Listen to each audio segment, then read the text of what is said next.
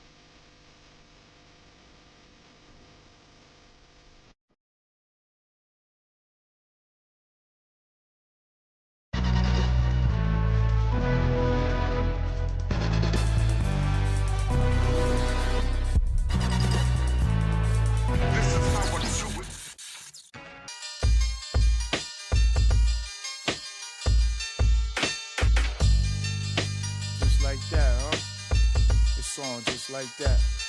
The product in here.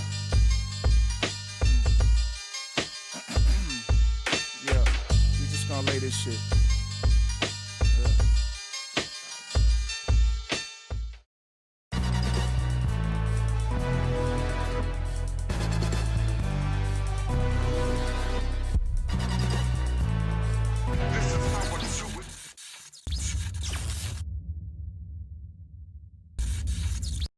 Hello again, everyone. Getting ready for a three-game series, Tigers and Dodgers. He got the fastball.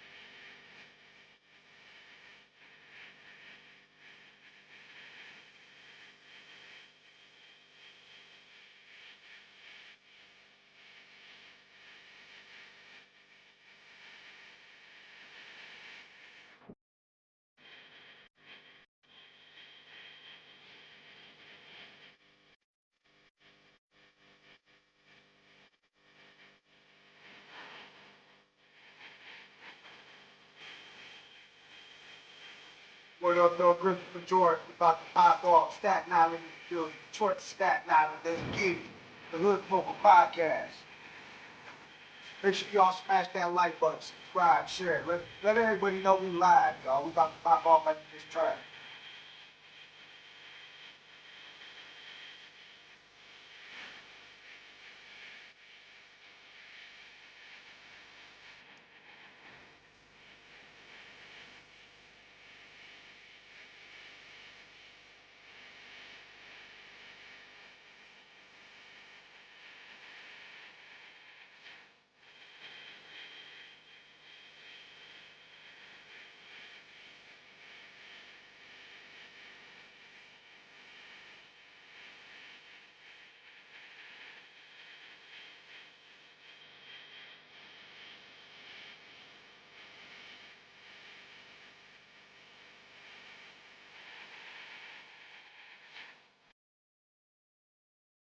Replay Poker.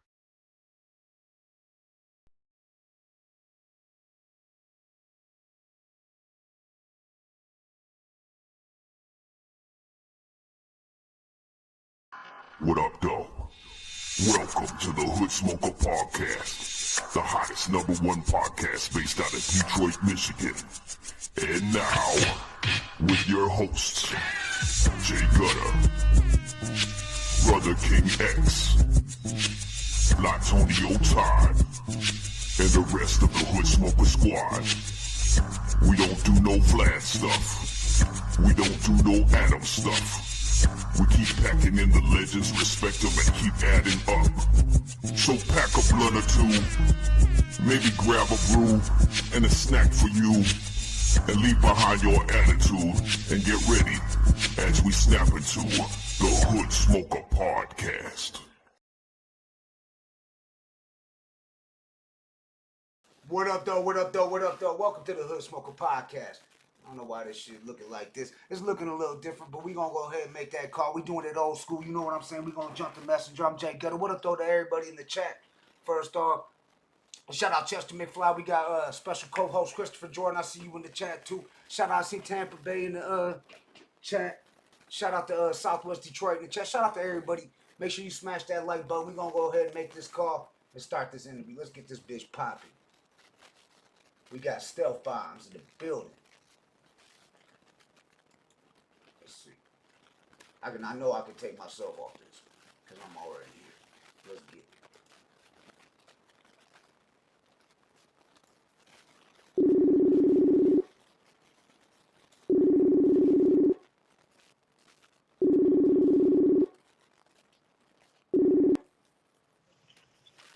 What up, though, fam? What up, though? Yo, peace. Peace. Peace, Nice. fam. Yeah, we're live right now. Wait for the co-host to pick up, but yeah, we're live right now. What's good? We got Stelf Bombz in the building, y'all. Yeah, Stelf Bombz. Who you? I'm Jay Gutta, dog. It's good to meet you, fam. Yo, what up, though? What up, though? All right, Yo, we got another yo, Staten yo. Island in the What building. up? What up? What up, What's going Mr. on? How are you, man? All right, not much, man. It's been a long time, man. Been a long time. Yeah. We got Since Christopher Jordan in the building, too. Yeah, it's been years. It's been years, Stelf. 30 years since I've seen you last, bro. How you been? Yeah, I've been doing okay, man. Yeah, that's out here in Arizona, just trying to do it. You know what I'm saying? Arizona, bro. Whew. Stay in the house. Yeah, hell yeah, man. It's freaking hot as hell.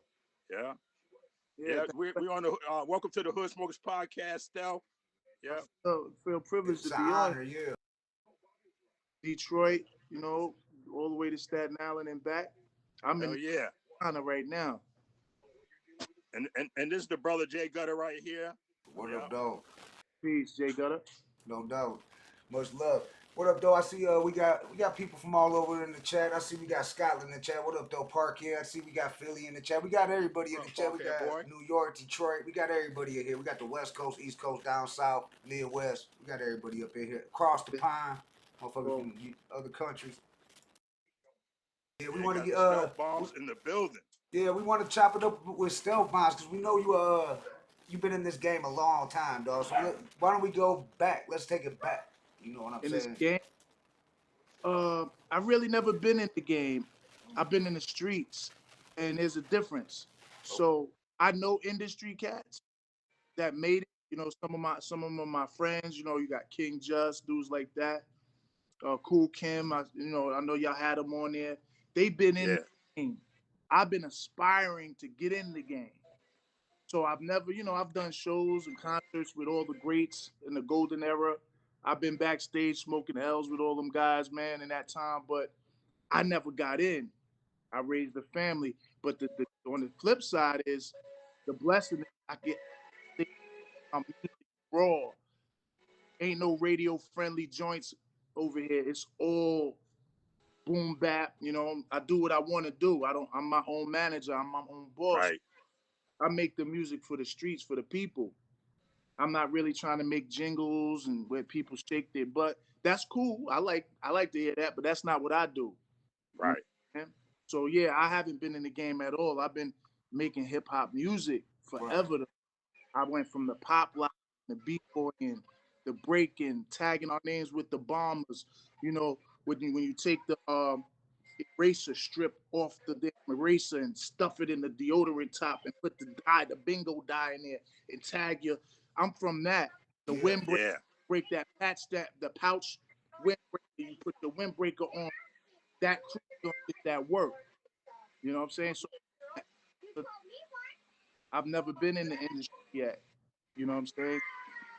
Yeah, you take the eraser and put it in the band roll-on deodorant. Yeah, you feel what I'm saying? Yep. Yeah. Salute to all the real too, like all this, like the Bad Seed and Nitty and all of these guys, man.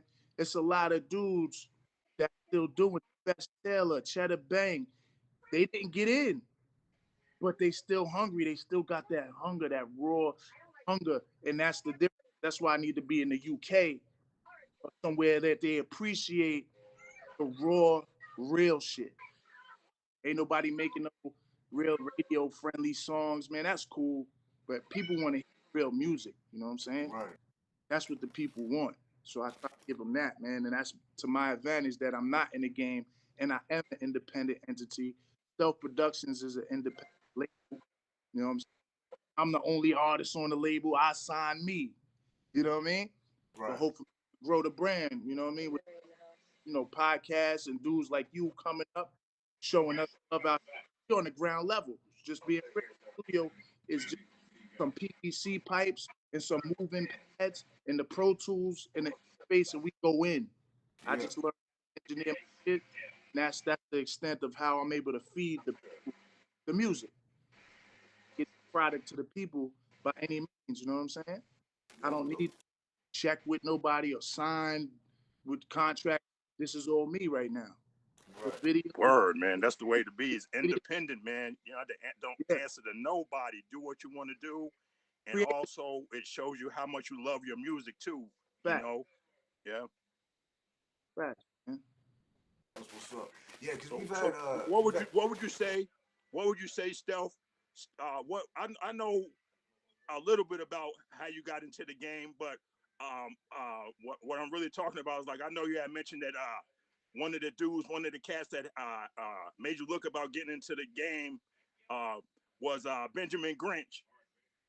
Oh yeah. Well, you keep saying game though, and I'm probably gonna keep interrupting that, and I'm not trying to be a stickler, but there's I know what you mean. Yeah. difference between, and we was never in the game, so we cool. We talking about being in classrooms, banging on the lunch table, that shit. So Ben Green, we used to call him Quizmatic.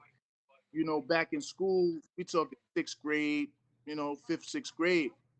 You know, I wanted to rhyme, but I didn't really have the what I think. Maybe race wasn't there, but then I heard Quizmatic, and I was like, yo, I can do that. It inspired me to start writing again. And ironically, my foot was with one of my mentors, Quizmatic. Man, what an epic night. Back of the staircases in West Brighton Project. And it was a dope battle. I came out the gate, you know what I'm saying? So I was like, man, it was feeding my energy. So it gave me more inspiration. Like, oh, shit, this. You know what I mean? But salute to Benjamin Grinch, because he was, everybody rap now. Yeah. Rap now. But 4 or 5 rappers in the whole borough of Staten Island that you knew. You know what I mean? Maybe on Park Hill and Harbor. Eventually we got out, but it wasn't a fashionable thing. It wasn't the trend. It was just like you had to have the skill to do it. You had to have the balls to do it too. Like you got to be on the block.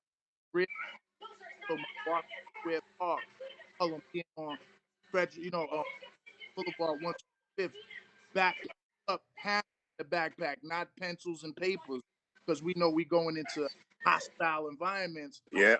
Fit our raps, really. We didn't want no smoke, but smoke is there, so you didn't want to ever be in a situation where you ain't protected, because rapping was, you had to be out there with your life at that level. So I come from that battle era, the real battle era where you had to venture out to other people's hoods. And yo, Coney Island projects. I battled a dude named Bear. We had to go out there, have unfortunate part of the game. And now we're seeing how it goes, man. That's why I stopped a lot of that, because you will lose your life over some rap. Oh yeah. I done, got a Hurt little somebody's old. feelings and shit. Yeah, you can't be sensitive and be a battle rapper and shit. You know what I mean? Yeah. And Nope. I'm to disrespect. Well, my man's was like, yo, why you want to fight him, son? I said, yo, he just called my mom's a whore and all. I'm getting ready to go. So niggas said, yo, bro, I said, you right, man. Let me leave this shit alone. It's too disrespectful. Then I watched the smack battle shit. I'm like, yo, dudes, first of all, give me my arm's distance for one. You can't be in arm's length with no disrespect. No. So that it ain't for me. Salute to the brothers who do it. I like them battle dudes though. Like Goods and all them dudes. Yeah. Loaded Lux and Calico, and they do it. This is a whole nother. They took the genre of battle rap to places I never thought it would go. So I'm really happy to see that. You know what I mean? I just want even beats to it. Like, do it with beats. That's where I'm from. Like, I don't. It's kind of like spoken wordy a little bit, and everybody got the same cadence, like with the gun references, and it's like I want to see more people being original with what's your style. I don't want to hear you do this nigga style. I want your style and throw a beat on, like Freeway when he battled Cassidy. It's like, yo, put a beat on. Yeah, he was like one no acapella. Yeah, that's what I was gonna ask. That was one of the questions I was gonna ask you too, was what about the battle rapping, what you think about if they should the beats and rapping like no beats, just acapella. I think they should have both. Let me just put it shouldn't be like the music now. The problem is there's no options. It's like, damn, we all got to be on auto tunes or on this drill shit. Where the boom bap shit? Where the conscious rap? So they want a dude like me, like more like a samurai. I practice the art of just lyrical warfare, right? I'm not skilled at doing love ballads and danceable tunes, and that should be cool. I should still have 845. I salute to Rock the Bells Radio L to that platform, and the hood smoke is always keeping stack stars. Y'all all feeding underground shit. So Ralph McDaniel's the only one at the time, but now we got a responsibility to over and create films just to survive and have a voice, because they put skirts and on. They trying to muzzle our mouth in all kind of ways. Like, nah, y'all too hardcore. What the fuck? You know what I'm saying? Yeah, they way too sensitive these days, man. Sensitive as hell, man. For real. Yeah, they bitch up. Thin skin. They trying to bitch the culture up a certain way, because essentially it's the revolutionary spirit. When you think about KRS-One and groups like excuse me real quick, X-Clan and Wu-Tang, like these people who came out of the revolution. So our mindsets were just on warrior time. So they didn't, that's a threat to the supremacist structure, the white supremacist structure. They understand that. It's a little deep, maybe for here, but that's why the music changed. It's like, yo, we can't have all that public enemy shit and fight the power. We're gonna put skirts and dresses on these brothers, and we're gonna man, all these junkie rappers, and we're gonna push the gang banging raps because we want to eliminate each other. Genius, brilliance, but I see what they doing. I see them. You know what I mean? This shit is, it's, then the girls, you got women, they prostitute the rap. So they move Lauryn Hill out the way. You move Eve, who she was sexy, she was lyrical. She was lyrical. Kim was lyrical. Oxy was a lyrical monster. So, she was. Yeah. Sex appeal, but she was in that move, put brothers under pressure. Dudes was under pressure. You know what I'm saying? And them, but not. And now you got 3D, not T out here. I see you, Queen. Salute. You got my daughter, Hey Bay. She's a female MC. You know, maybe you heard her, maybe not. I don't write her raps. Nobody writes her raps. I made sure of that. Like, nah, you do this. You got to do this. Or be exposed. Like this shit with Drake. You got a team of writers and survive on the block. They expose you. You don't got your own rhymes and you're battling. How, fam? How? Yeah. That's what Might as I'm well put that. saying, dog. How Might is as well that put even the other person on there. That's the ghostwriters who you battle. You battling the ghostwriter. Like, if you writing songs, I get it, you know. But when you saying you the illest and you ill and you stepping in that arena, you a clown if you don't write your own rap to me. Really. That's why I did a Drake diss. It ain't get viral traction to them, but I'm not respecting what he's doing. Team Drake. So you sitting around think take yo, say this, say that. Here, take this rhyme. You a MC. What is this? Right. You get stole on, to be frank, in the era I come from. Because like I be going out to other neighborhoods. You ever heard of what's his name? Jojo Pellegrino. You know, I battle Jojo because it was Joe Swift. I'm Jason. My name was Jay Swift. We Clash, yeah.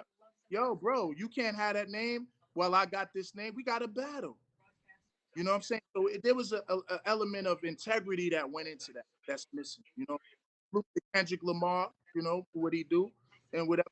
But all that personal shit, you get seen for that. You know what I'm saying? You talking about my children. That's why it's like, yeah, I might be too sensitive for that. I can't have nobody disrespecting me or my family or my children. So I leave that to kids to do, man, and more power to them. Because like we know now, rest in peace, King Von and Young Dolph and all the countless people we can name from Detroit all the way down south, everywhere. Rappers are in danger now. The young rappers killed out. So that's an element of the respect I'm saying. So you out here on these microphones being disrespectful, and you gotta go do a show tomorrow. It don't work. It's not gonna work. Man. You know what I'm saying? Oh, Yeah, performing live, such and such. Yeah, we gonna roll down. We gonna run down on them. You just sold a whole bunch of wolf tickets out here. You don't think people gonna be waiting outside? Yeah, hell yeah. Just to brag about it. Not even because they really mad. Just to say, yeah, I laid that down. Yeah, I smoked them. Nah, it's crazy now.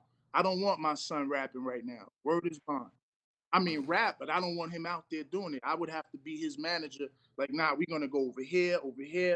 You know, not be part of this gang culture, this drill culture. Right.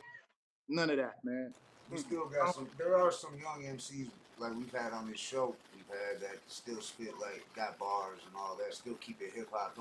Ain't on that shoot 'em up. Gotta have a op. Gotta be popping perks type shit. You know what I'm saying? Yeah. But shout out to Staten Island. I got to shout y'all out. I see y'all in the chat. Staten Island. Star said they enjoy their living legend, Stelf Bombz. And they said, who else? Somebody else was, shout out Benjamin Grinch. Stelf Bombz, salute. Those epic battles kept me elevating and still do to this day and shit. Yo, without Benjamin Grinch, I could say without, you know, a lot of people. Like, you know, Curtis Blow, and obviously, but without Benjamin Grinch, I don't get the confidence or even to have the idea that I could do it myself. But sometimes, and that's in anything in life, sometimes, you know, oh, my man just bought a crib or he just built it from the ground. You sometimes seeing it, you could just now imagine you doing it. Unless you were hating ass type of, there's a lot of that. Like, man, fuck that nigga. He got, no, you could do this too, fam. I could show you. Like my man Smooth, salute to him. They was playing this shit in the park on the radio, the demo tape. I didn't know how that was done. I was like, yo, how you did that? He said, my brother studio. You want to come? I was like, yeah. Can I bring my mans with me? Triple threat.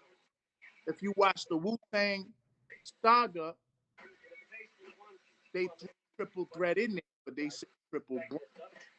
Yeah. We was the niggas popping that now, and before Wu, it was swimsuit and triple threat. You remember? We went hell yeah. with our book bags. whoever wanted it was getting that work. Lyrics, Oh though. yeah. Just Y'all lyrics. brothers was putting on for schools, everything. Then we was doing the shows, and all the high schools would come into the shows. So I can say proudly, we pre-Wu-Tang, and we younger than these cats. Right. And salute to them too at the same time. You know what I mean? This is, it is just the history sometimes needs other voices, because it wasn't just Wu-Tang on Staten Island, nor was it just like Stapleton, Killer Arm. There's all kind of groups. Red Eye Crew, the Narbonne Clique, and Soldier and them. It's tons of groups. Death. So just like Brooklyn, that Brooklyn got Chauncey, you got Juana's Project, Fort Greene, Bed-Stuy, Staten Island. Wait, we don't necessarily identify with that guy, and it's not even over here. We got our own shit. So I'm not Shaolin, by the way. If that is the point, I don't rep Shaolin because I was there when we were back Shaolin. So it was that's y'all we getting now. We a whole different movement. I got people over there, of course, but that's it. My cousin, Ghostface is my cousin, but that's it. I'm over here trying to destroy their sandcastle. When we making our demos, we going at all of them other side dudes or whatever side, whatever borough. That's how West right here. So, salute to SS2. That's Sean and S, who was the first rap group off Staten Island. That's before, Wu-Tang. That's before UMPs, SS2. Yeah. So that's out of my neighborhood. That was some of my inspiration. Seeing the older cats get busy. Oh, what's this shit? You know what I mean? El Cool J coming through. Like, Gano Grills is part of that. VGL and Gano Grills and all that era, man. All of the artist shit. So there's history that hasn't really been expounded on that particular. But that's what I'm here. I'm here for it, man. For real, in general. I'm always rep that. Yeah, the Venoms were definitely no joke, man. No joke. That was before Wu-Tang. We changed that. You know why we stopped being the Five Deadly Venoms? Because I did a house party. We did a house party, and Inspector Deck, for the first time I met Inspector Deck, he was talking this Wu-Tang stuff. I'm like, damn, Wu-Tang, they on some karate shit. We can't be on no karate shit. Some niggas is already on some karate, so we changed it and got off. Then I got cool with Inspector Deck. And then what niggas don't know about Deck is Inspector Deck is a crazy producer. I still got a cassette tape of beats he gave me from like, and I'm crazy. And I got to get it transitioned over to the computer and try to bring it, unearth it and bring it back to life somehow. He's fire on the beats. Nobody would know. I'm fire with the beats. So that's what I'm saying. If you a hip hopper, you might have more than one thing. Like I do graphic design, that's the graffiti. That's really just graffiti. And the G-men we used to draw with the glasses, and he might have had a cigarette or a smoke, a cigar with the fat laces and the G-man pick. So that's all graphic design. You get on the GIMP, you get on these programs, this Photoshop, and you manipulate logos and cover art. It's the same hip hop shit, man. This the format. You know what I mean? We came from the reel to reels, on the reel to reels with 2 tracks, one for your raps and one for the beat. Guess what? You couldn't do no do-overs. You had the hook live. You had to run that hook right through. And if you in a group, your man had to be near the mic to be ready to go. As soon as the verse, he had to jump in, bound. So now, infinite tracks. They should have never let me play. You know what I mean? Right. Pro Tools is easy. You know what I'm saying? The music sounded better. It was crispier than this internet shit. Y'all hear this next album? Woo! Is the next album I'm trying to do it this summer. I'm trying to do real serious features on it. I call it and spoil it. I got some heavy features that I'm trying to incorporate, and it's looking like a go. But I'm done in summertime. That's time rush. That's that rush traffic. You gotta move over. You know, everybody's trying to sell their fucking shirts and their products in the summer. So I'm trying to catch a crush, but I won't be mad to catch that black product. Just wait for the product to sell, you know what I mean?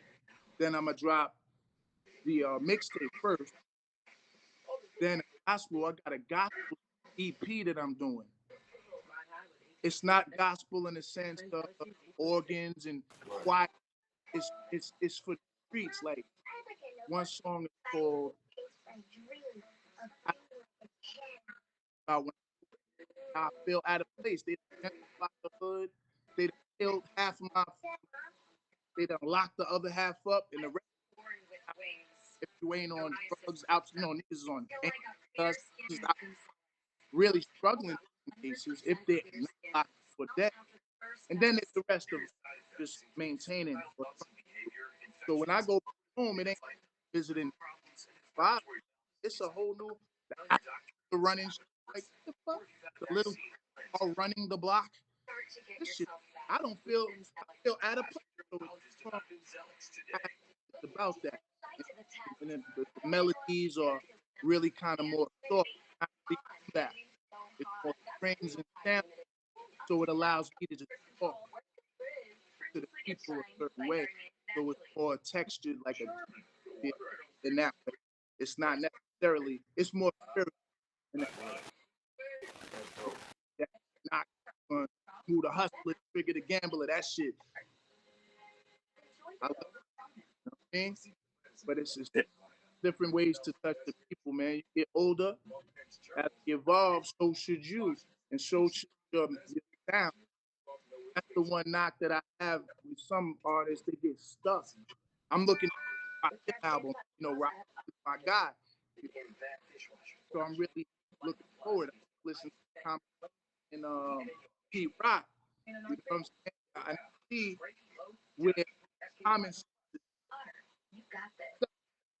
I would have wanted to hear evolve, you know, even Pete Rock. We gotta evolve to stay fresh. That's the word fresh. Remember fresh. That meant now. Fresh just meant now. Not dated. That shit ain't spoiled. It's fresh. Nigga, this shit is fresh right now. You know what I mean? Fresh. Salute to LL. He got new music. With Eminem.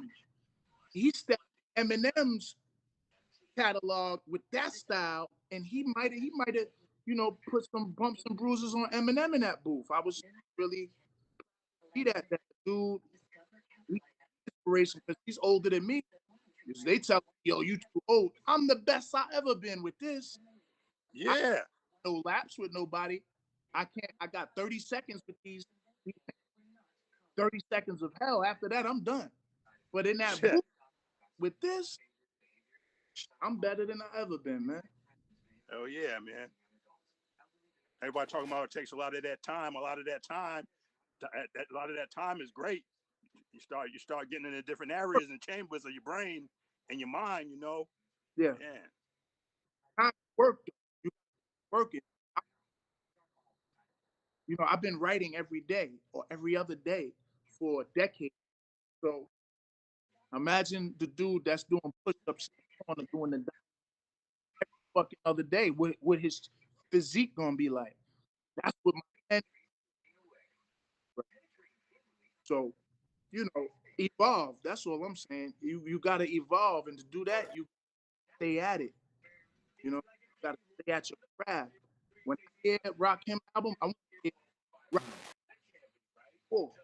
I don't want to hear no 85 rock shit. That's gonna depress me. God just stuck. I want to hear him on some new next shit, like whatever like a sound, you know, whatever his version of it, I'm here for it. You know what I mean? Yeah, I'm looking forward to that Rakim. If there was an artist out here, I'm not going to mention the game no more. I'm saying the streets. In the streets, if there was an artist out here in the streets, mainstream in the street artist, who would you like to do a show with or open up a show for? Somebody in the mainstream? Yeah.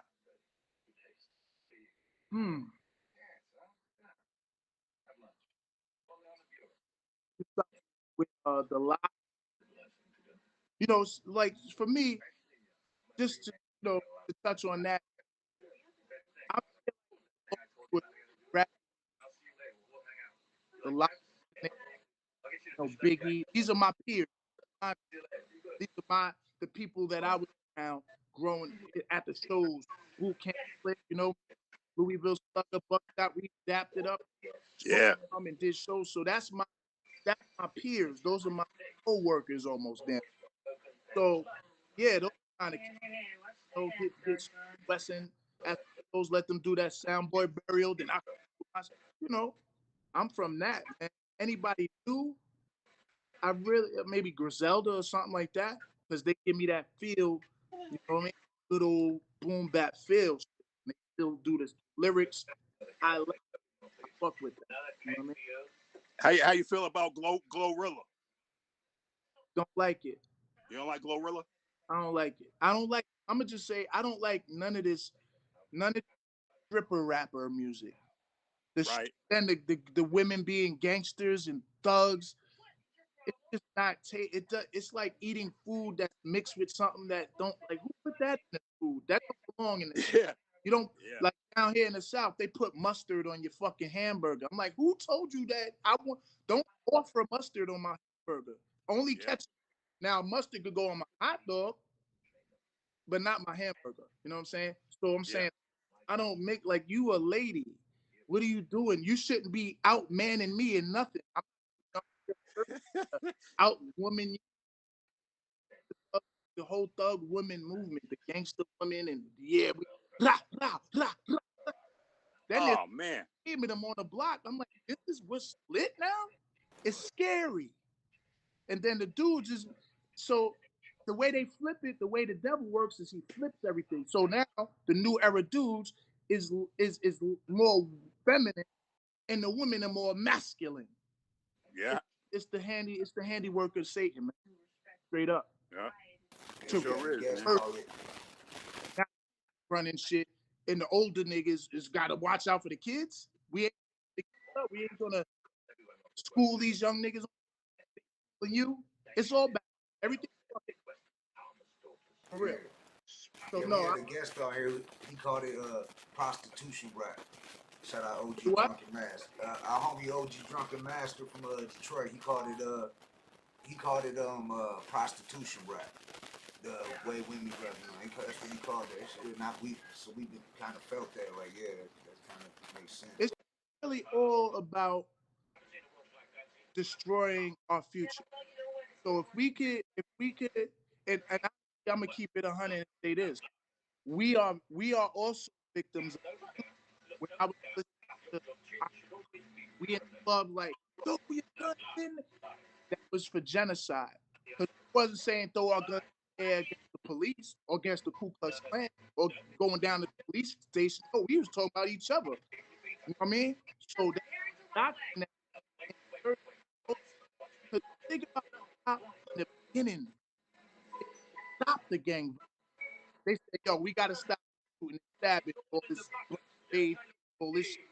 Let's just do something where if y'all got some smoke, y'all handle it this way. Yeah.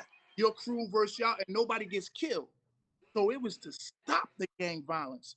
So now, at first, the infrastructure said, nah, this ain't music. We ain't gonna recognize this hip hop. Fuck hip hop. We don't think that's music. Then they said, no, wait, let's let them in, but we get to control what they put out. So they shelf all the KRS and Public Enemy niggas. And guess what? Wu-Tang, Mobb Deep, they put all the free shit. And I love them. I love Griselda. But when you listening to it as a 16-year-old and you like, nigga said, if my man said he coming home, he's stressing over trial. If he get 100 years, still a legend in the town. No, don't tell your man, don't worry about doing 100 for a legend in town, because how you selling that to the youth? So now being on the t-shirt is lit now. Like, yo, rest in peace, yo, rest in peace. Yeah. Dude, that's the new trend. Getting locked up. Yo, my nigga getting disrespecting the dead. I mean, where the fuck that come from? Yo, it's ass back right now. So I got to be careful with my more responsible with what I say and do, because you got and the vibration, man. That's why the drill music is so addictive. I hear that is that vibration is the immediate 808 that you feel. You know what I mean? And they just go and repeating it, and then you internalizing it as a young man. You know, so I could watch a movie about like BML power, and I'm not thinking, yeah, I'm gonna go. Now we mature and develop, but for they inspired by some of this shit. You know what I mean? They be able to throw something up. They don't even know what they doing. I want to be able to do. This is just genocide. You're subscribing to what they was warning us about, was what self-destruction. You're headed for self. They understood the prophecy and what the machine was trying to do to destroy the revolutionary spirit. Yeah. Divide us up. Now it's all fucking blood. Bloods and Crips in New York. I remember seeing that. I thought we wasn't in the West Coast shit. We Bloods and Crips now. We police and Ku Klux Klans. So you going 031 me. You gonna try to cut my face, and I'm your brother on site too. I'm minding my business. With the police and the Ku Klux Klan, they smooth. I ain't jacking it, but I see the design. You know what I mean? And I see y'all niggas. Yeah, you definitely can't trust nobody, man. Even like Biggie said, even your own moms will be in the bush trying to set that ass up, wet that ass up. You know? Hell yeah, you can't trust nobody. No doubt. What up, though, Blatonio Todd? Blatonio Todd tapping in. Yo, peace.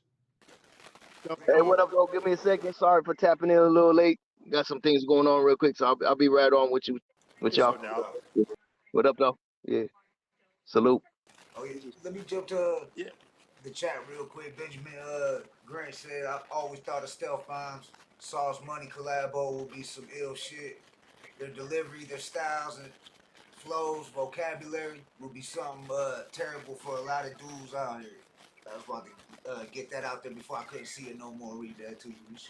Sauce Money? No, from Benjamin Grinch. Repeat that one more time. I always thought, Sauce Money.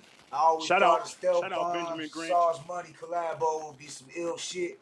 Their delivery, their styles and flows, vocabulary would be something terrible for a lot of dudes out here. Problems. Salute, Ben Green. Oh yeah, shout out Benjamin Grinch, man. Much love to everybody in the chat, y'all. We got Canada, we got Scotland, Staten Island's in the building, Detroit's in the building. We got Tucson, Arizona in the building. Shout out to everybody, Philly. Yeah, I knew when I first met Stelf Bombz, man. I got a story. I still got that story, bro.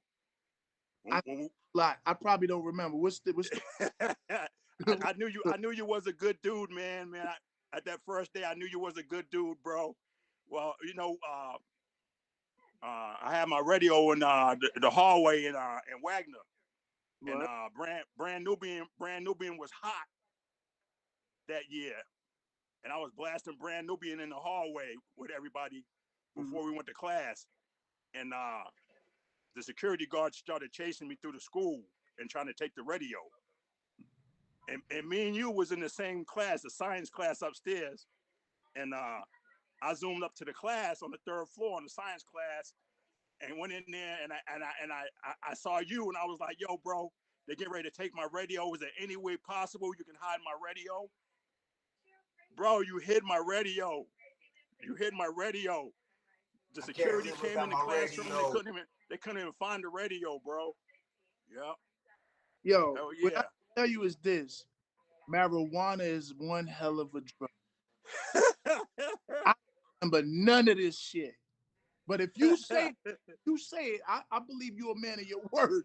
I just know my memory from certain times and eras is a little suspect. So if it was the burner, I would have probably hit for you. But that's just how West Brighton. I was raised in the village, man, in the village of the Markham homes in West Brighton. We look out for one another. Like, hell yeah. You remember the race wars up in Wagner? Oh, Shit. Yeah. We had to look Going out. down. We were outnumbered there. So, you know, it's probably something like that in my DNA that you just benefited from that, you know? Yeah. Say brothers ain't throwing out no batteries. Brothers that got batteries in their hands laying motherfuckers out. Man. I don't remember that. That was on? You said batteries? Hell yeah, man. Like the locks in the sock. Yeah, I remember that. Or the Halloween. That Halloween in New York was dangerous. Oh, It went from eggs, like the eggs, all right, we throwing eggs, to socks with batteries, socks, and all kinds of vandalism. It turned into like the Devil's Day, really, like really satanic. Big time. It was happening. Big time. Well, you know they call in Detroit they call it Devil's Night, the night before. That? Wow. Yeah, Devil's Night. Yeah, and that it used to have. It's not so bad now, but back in like the 80s. Shout out Blatonio Todd. Used to have like thousands and thousands of fires every Devil's Night. It was like the east side of Detroit would compete with the west side of Detroit, who could burn down the most shit. And there's so much abandoned shit and like junkyard, scrapyard, shit like that, buildings, warehouses, shit was just getting lit. But they started calling it Angels Night and trying to give it a different name, you know what I'm saying?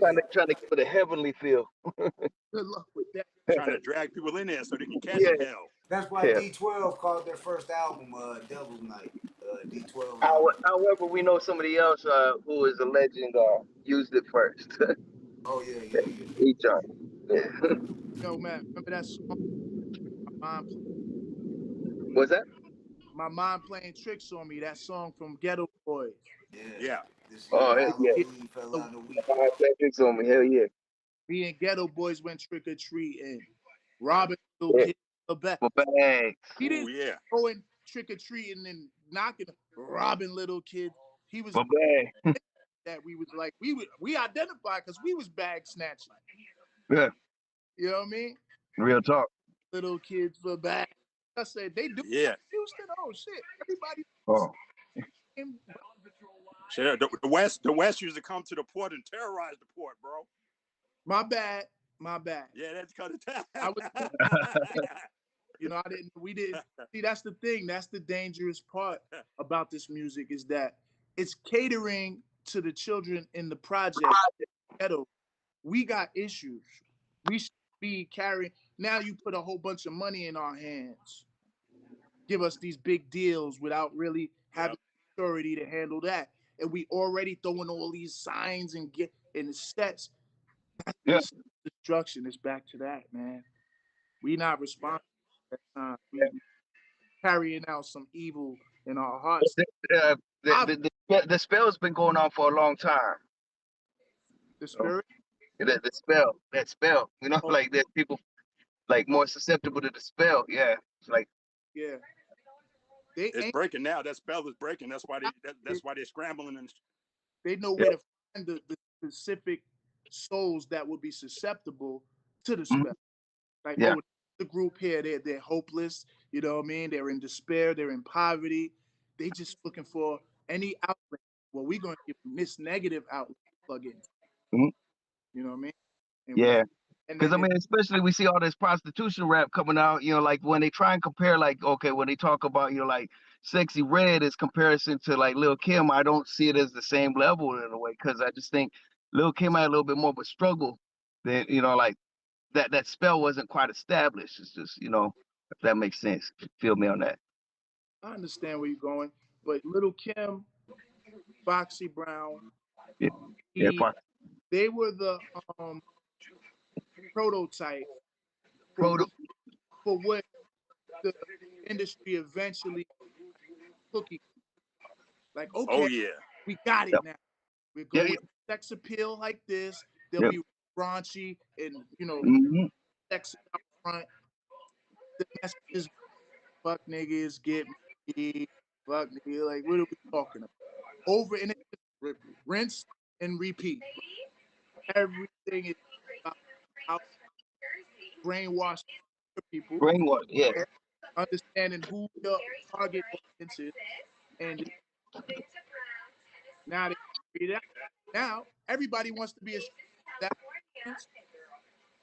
Yep. viable fucking career choice for you, because these are our children now. We Yep. This is effective. I see the market. Oh, you want to be a game. Yep. Well, the process to that, and that's the other part, is that when I was training in the hood,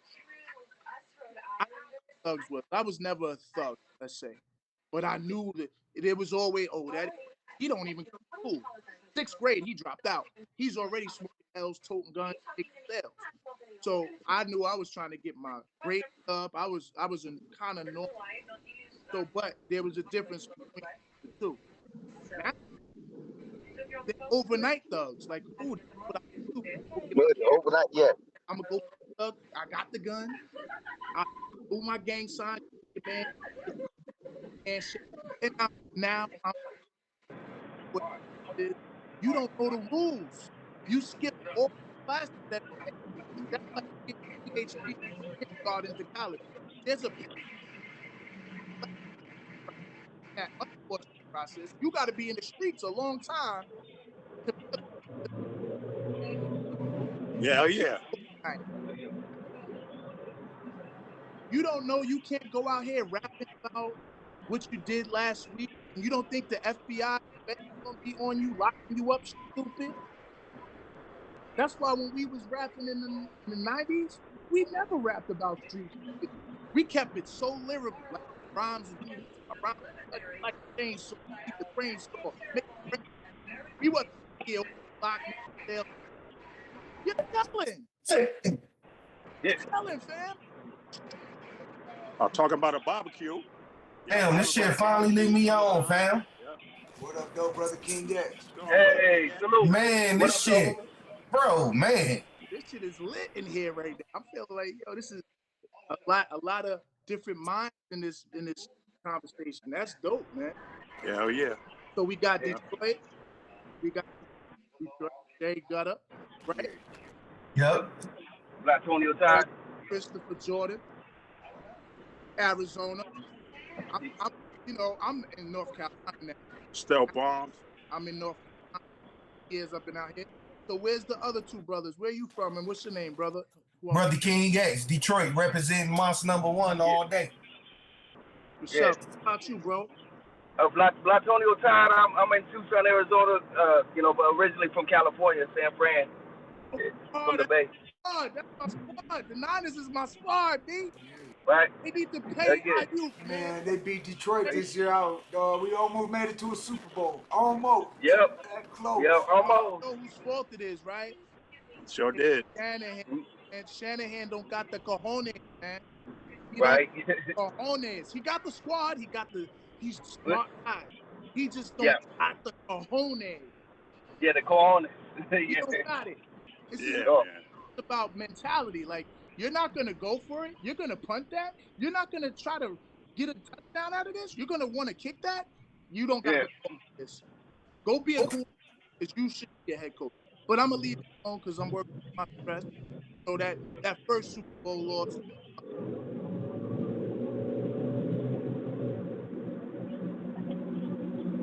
You got your sound doing something.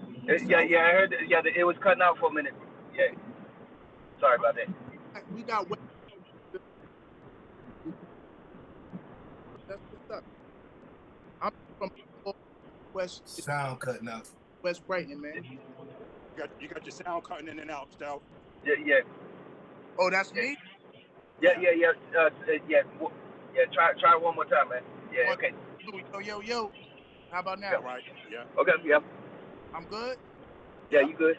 Okay. Yeah. I'm in a small town in Staten Island, called West Brighton. We call it Body Town. Oh yeah. So, because unfortunately, we saw a lot of murder, like every project set up. So this is not an isolated thing that we all experience traumas of losing in relative gun violence. So it's not. I really proudly say or I don't do the body brighten anymore, the body tan, but because it's kind of glorifying a horrible reality, you know. That's the thing. On thing about it, just before what you were just saying about that self-destruction, man. Yeah. You know, I'm actually trying my best right now to get it started. To get it started from scratch. That self-destruction part 2 for all of us brothers, like how we are right now, talking about when did it ever become cool to pee on somebody's grave? You know what I mean? To actually pee on somebody's grave. You know, like both physically and lyrically, yeah, because they're pretty much doing that, you know. So we can get together and make that self-destruction part 2 and go down in history with that self-destruction part 2, bring it back. I think a lot of MCs would be with that. You know what would have been powerful? Maybe we can do this too. When they did self-destruction, the West Coast did same gang joint, which was like on the same gang. But then they failed at a thing. To me, they should have united that, did an East Coast and West Coast. Yes, agreed. So that would have scared death out of it. Like, oh, that's why they tried to start the beef with the Biggie and Pac shit, because they knew if we all form these, we come from the civil rights. We children of that. Right. Hey, you know what? Actually, I was watching the interview with KRS-One, and when he did self-destruction, he said, now we got to do something for the brothers on the West Coast. You know what I'm saying? The brothers on the West Coast got to do something. Okay. So he hollered at Mike Concepcion on the West Coast, and they put together We All in the Same Gang. That's history. I didn't know that. That's dope. That's dope history you just gave us, right? Yeah, it is. That KRS, one of my mentors, hollered at somebody over Mike Concepcion and put his back to create with all the version of Stop the Violence is what it really was. You know, man, that's powerful. Salute to KRS, man. Because American always to this day, he never compromised nothing about himself or his music. You know what I mean? Not that his still raw. You know what I mean? Man, he's like a living legend, a walking. We people got to get the respect he get while he's still alive.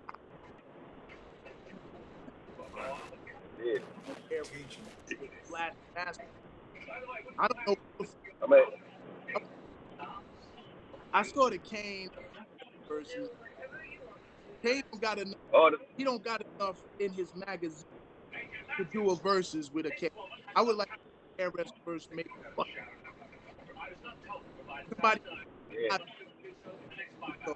But alive, KRS.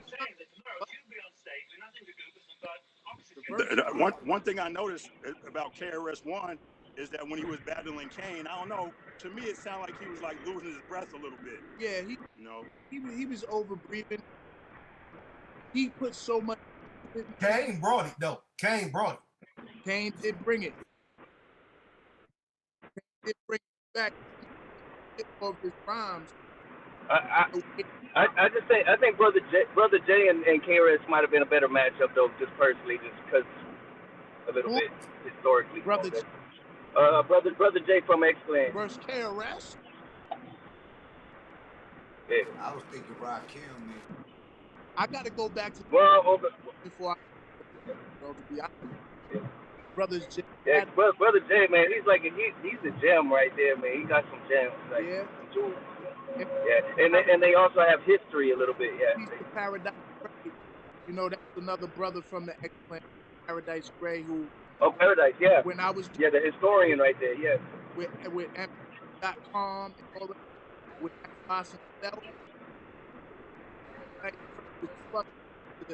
the internet part of Staten, the year 2000, brother, of that into the internet with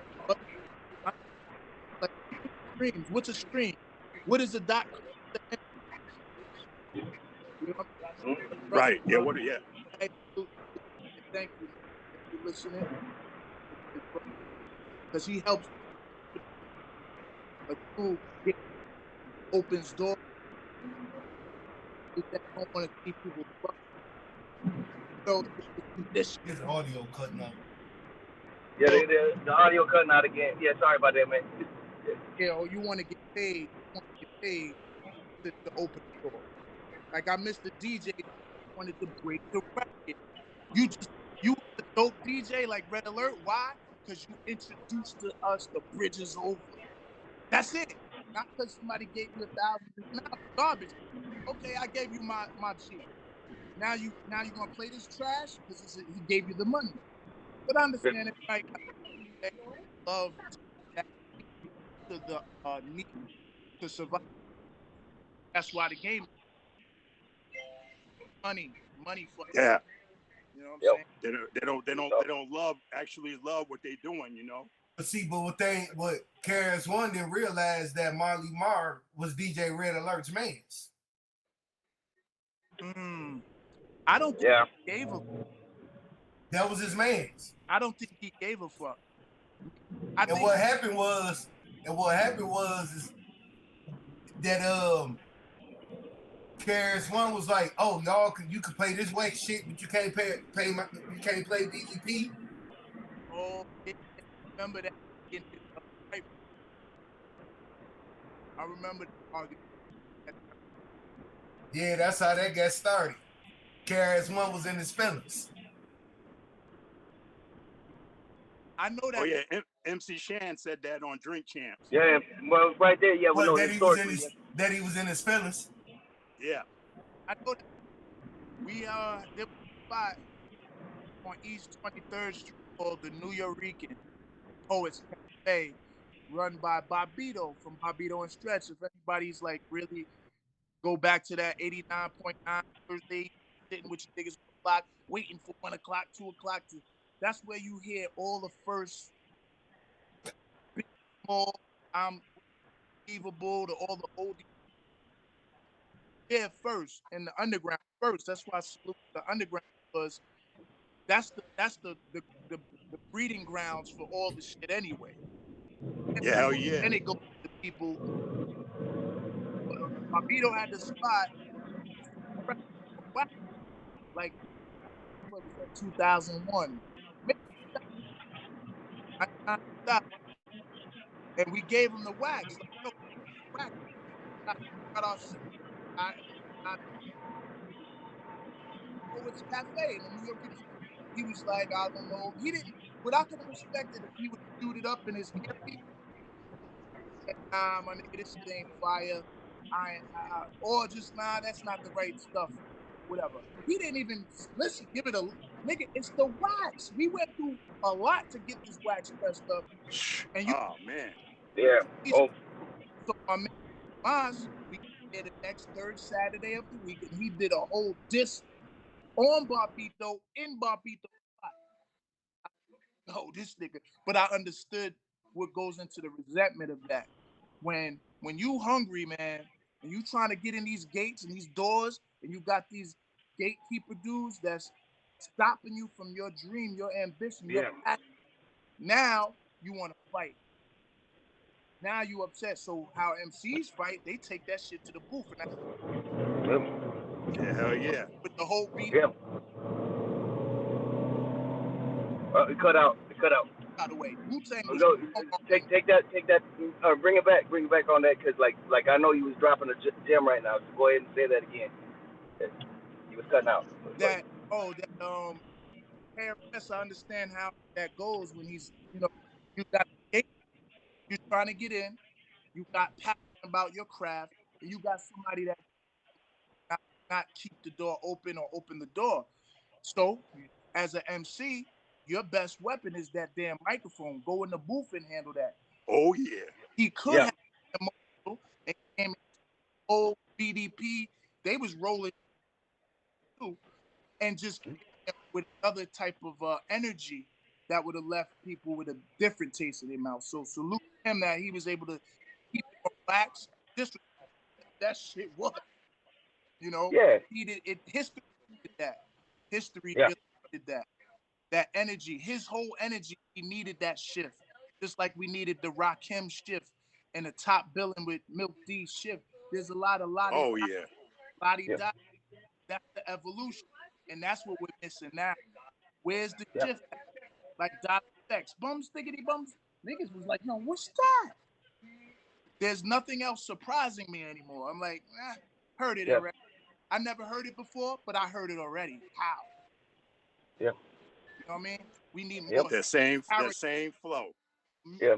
And then there's a big time unbalance too. Yeah. I mean, where you could have the funny rapper like Biz Markie, and then you could have like the conscious shit like Public Enemy doing it, but now it's all leaning to one side. Like it's just. You know why? Because we were dying to be part of it.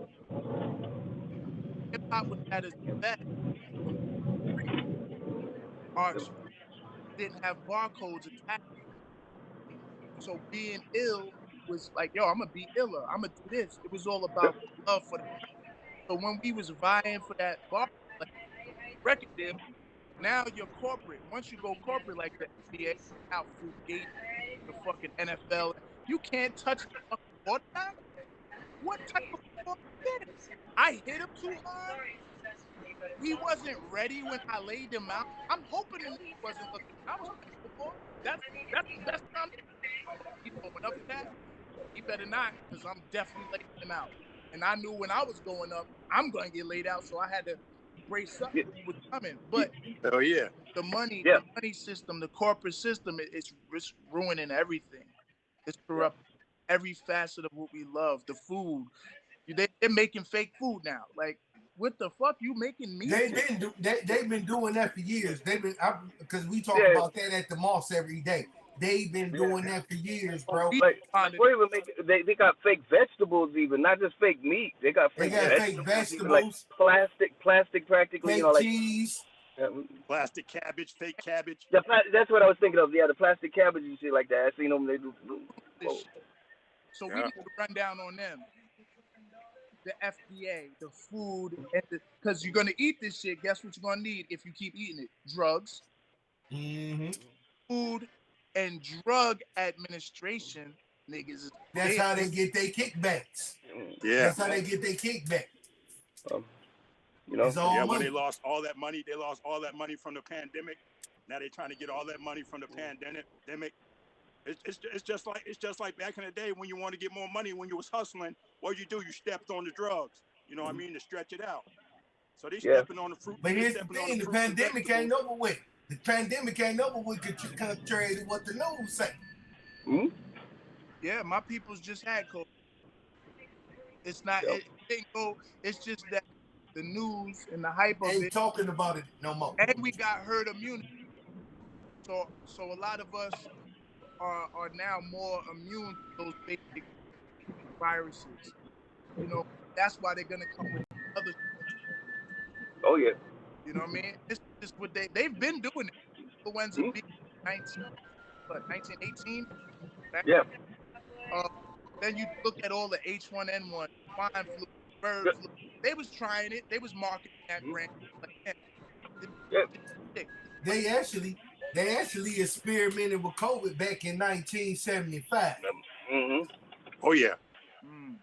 If you look on your Lysol can, before COVID came out, COVID was on the back of a Lysol can before it even came out. Oh, coronavirus it's been here. There's about 400 plus different strains of it. The thing that it was existing in animals. So the thing, wow, this Fauci nigga, and I knew not to trust Fauci or Fauci, whatever they say. Man, that motherfucker. He's like Fauci. Scientist. How are you a politician, virologist, scientist? Like you a political dictator. Like where's your people at? Like your other scientists to test what you're saying. So he over in Wuhan trying to create a form of it that's going to be adaptable to the human genes, because it was already existing in animals. It just wasn't compatible with our human DNA. And now they succeeded in that. And they had the virus on deck. Wait real quick. Oh, we got the virus. I mean the vaccine. We got the vaccine. Ready? How? How, fam? How? Yeah. You know what I'm saying? Just like that Resident Evil joint. Reminds me of Resident Evil when they dropped that thing on the floor and got everybody sick. Yeah. And if you're right. like me, like for me, I lost a lot of friends to this shit and family to it. My man's mom's, I went to her funeral. I just saw her 4th of July 2 years ago, chilling. To then now to the funeral. So this is real. This is not, people are gone because of it. So I'm not the outrage. That's what I don't see. Now that we know a little bit that there is some government conspiracy to, like when you watch, and I'm not a bigger fan of Alex Jones at all. But watch and Alex Jones with the FEMA camp casket. That was years ago. They were saying we don't know what all these disposable caskets are for, but something's coming, and we just did what? Then boom. Oh, now we see chess move. Hey, I'm gonna tell you how they got COVID to really mix with our DNA. What you think the ancestry shit is all about? Yeah. Oh yeah. And then ancestry, man. It's all about that. Or and where do they send them? To China to get analyzed? Or I heard this as well, and I'm somebody who reads all this garbage like, yeah, I don't know the answers, but I read it also could come from the aborted babies, the stem cells. So when we're giving our babies to these laboratories, there's all kind of different information I'm getting on that.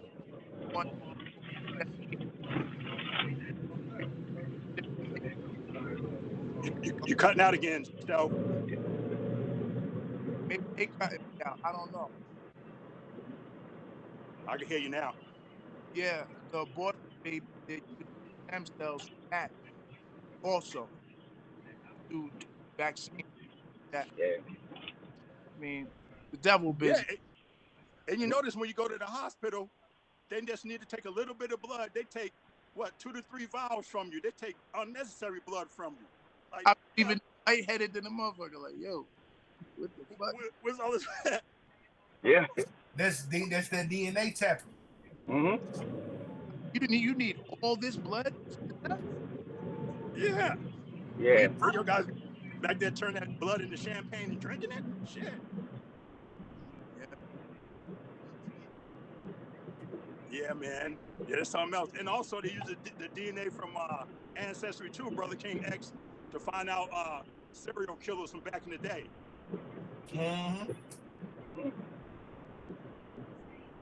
There's a lot that we can't know until we see them execute the move. So the way they that's we have they're 20 ahead at all times. So what we now with AI, that's the next game over. That's the next game over. Yeah. And y'all want to know something that I seen today that they scientifically proved? What's that? And the people they sick about it. What? They did a advanced DNA test with the technology we got now to determine who had Neanderthal/caveman DNA and who had human DNA. Why? The results is what is in the Bible. It says Europeans have 1 to 10% Neanderthal caveman DNA. I read that.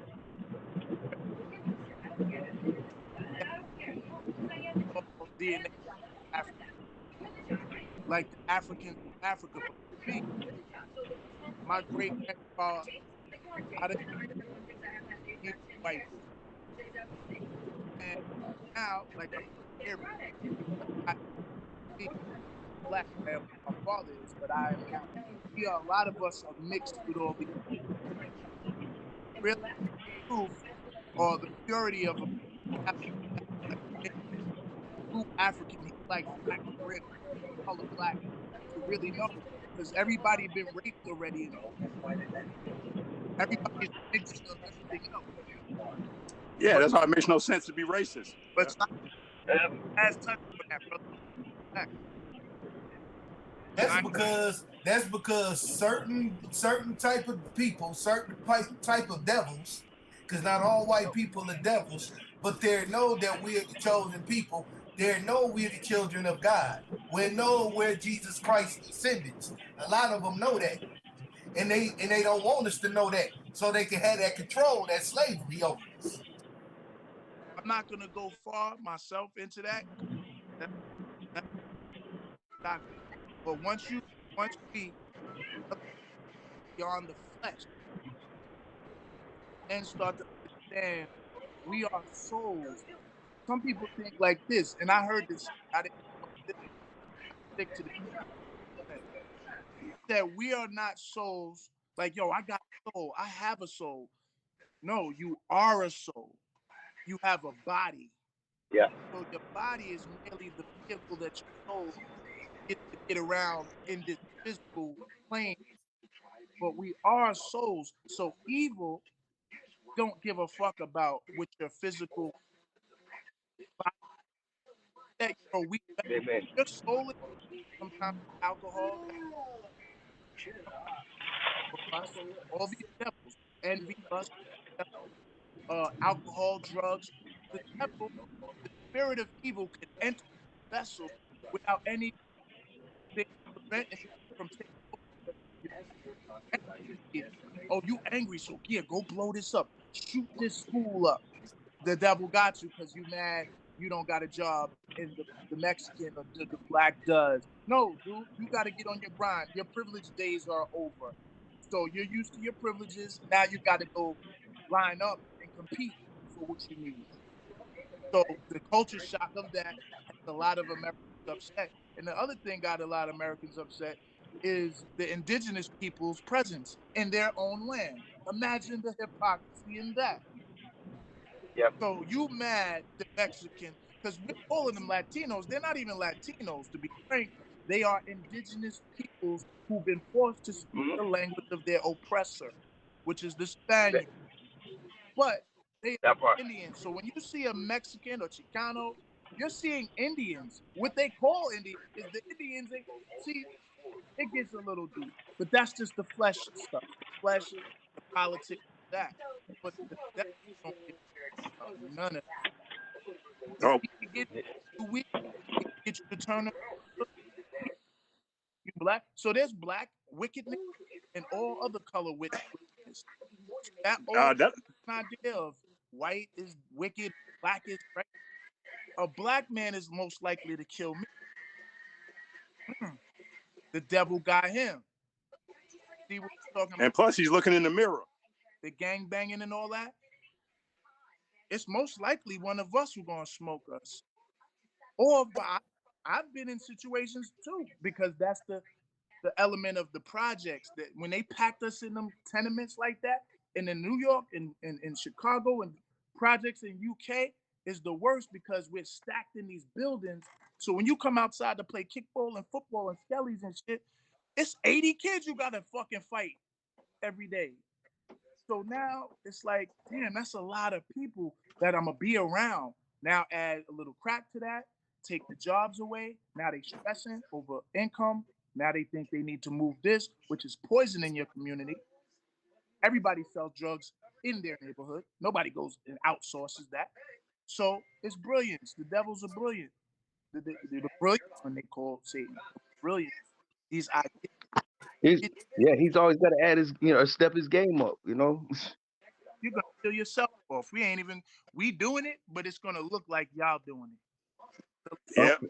exactly. Lead in the Like the wolf in sheep's clothing thing is real, like think of that term. It's like, yeah, it's not what you see on the outside anymore.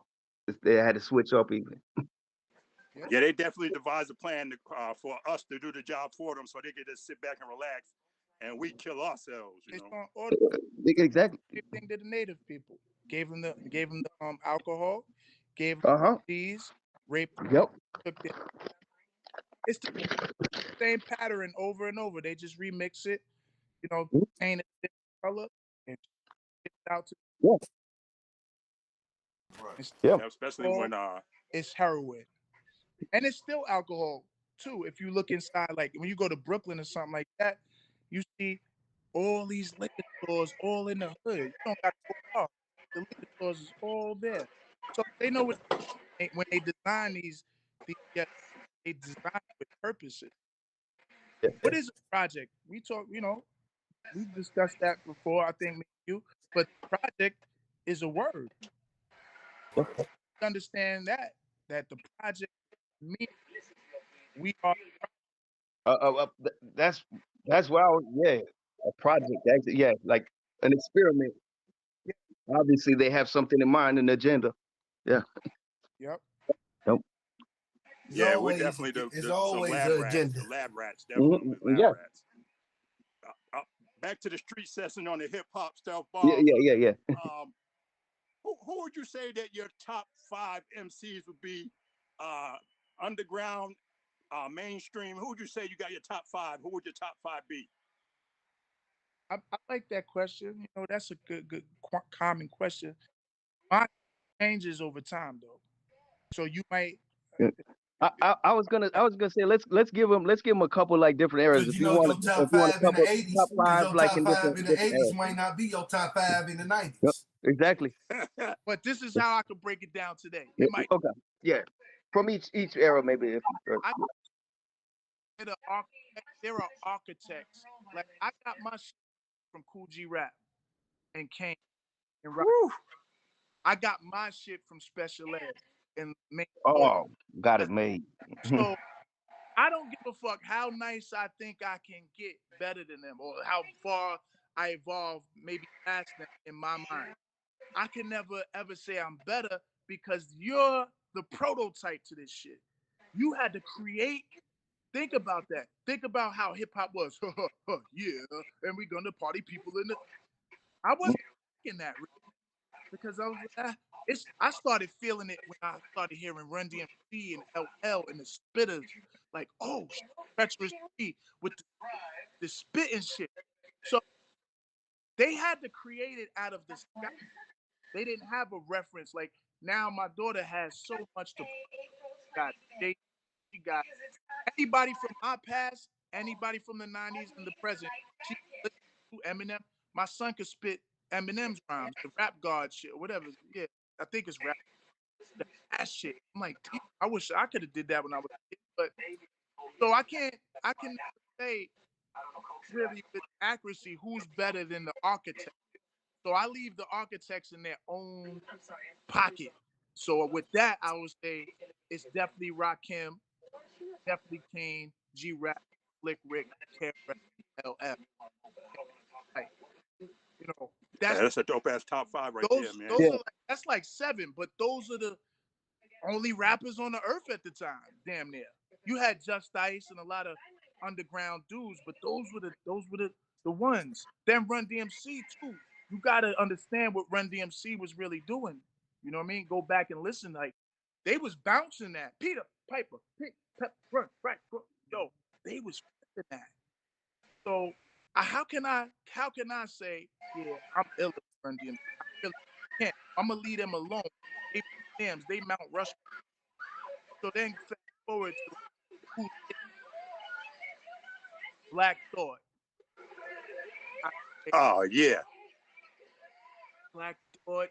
I definitely go with Aid. They at the front of the school bus for me.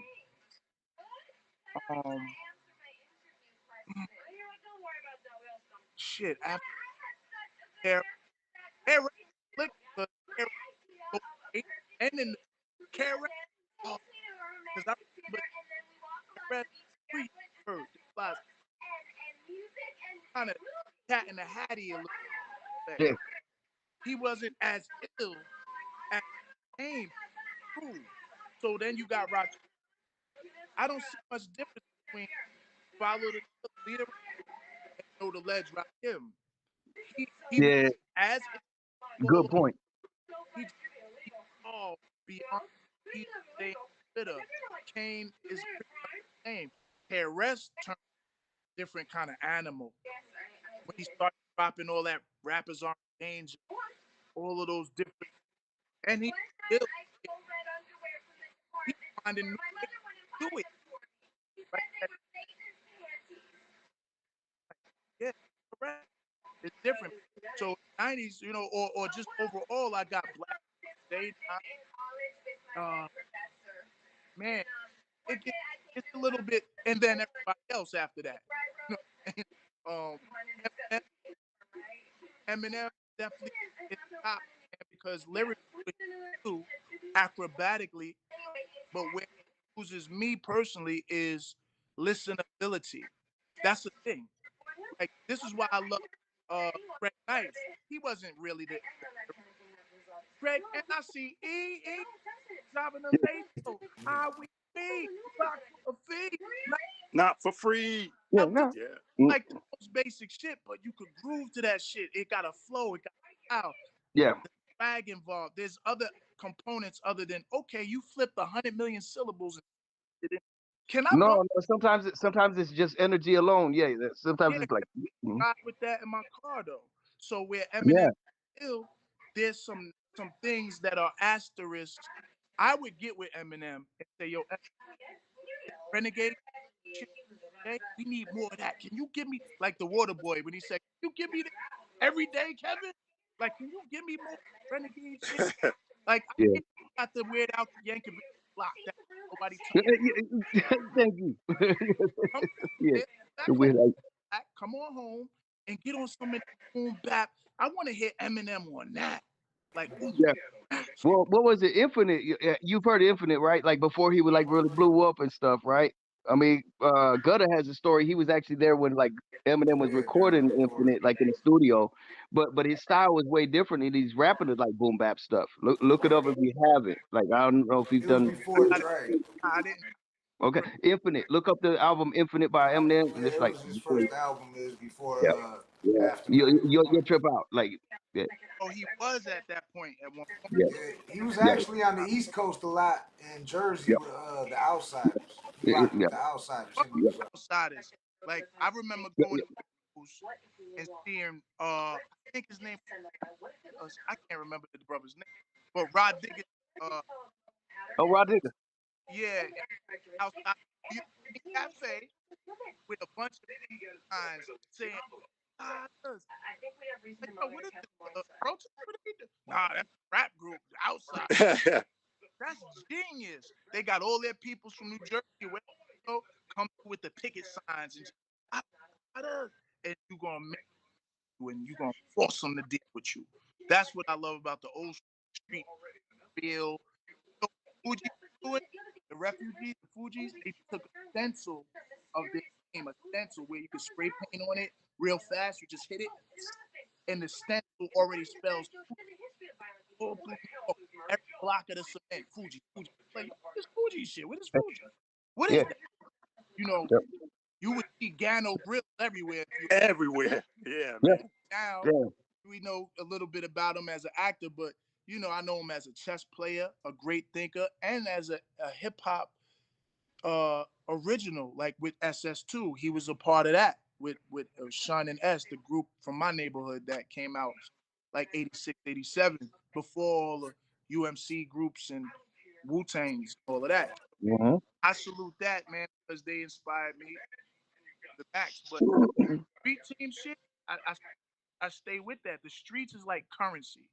It's like no matter what the streaming is, I gather people and hit them with the music. That's my money right now. So it never be that play out. No matter what. If I look at the stream, I get discouraged. I'm human. I look at my numbers. I'm like, man, you got that little left end mark in the thousand. Yeah. Like, then you look at maybe Drake. Let's see, if you dare to, like, you got 2.5 billion people. Yeah. Yeah. Shit, right. But then I understand the bots and how that works. Yep. Special, whoever's listening, watch the special from Omar from The Wire. I don't know his name and name. Okay. Omar from Coincidentally, he died right after he dropped this documentary. I don't know if there's a connection, but he did a documentary exposing the industry on the bots. He went in the warehouses with his camera. He said, I seen that. Yeah, he sure you did. seen that shit? Yep. I saw that. I didn't know about that. I said, oh, it makes sense. They're tapping into the AI and the algorithms and so Mm-hmm. I'm fighting fair. I'm going to the open mics, the underground, my book bag and my box, bag, eating an old pumpkin head, rest in peace. We all doing this. They got the cheat code. They're like, you doing that? Dude, I just pay for my spends and then we garner our interest through that. And then the companies pay us and YouTube. It's a lot. You got to be a whole fucking gangster nerd, like these geek squads and techies who know how to play that. That's what's happening. And that's why music's trash too, because it don't take the skillful MCs to do it. It's just whoever got the know-how and wherewithal to do it, they can do it. And now this is what we're hearing in the music. Glorilla. How dare you even mention her in this conversation? I feel like that. No disrespect. I'm like, you don't belong in no chat groups I'm on. Glorilla? Yeah. Well, Maybe I mean, of course, they're helping push an agenda for them. You know, like for they pushing the agenda for me. Yo,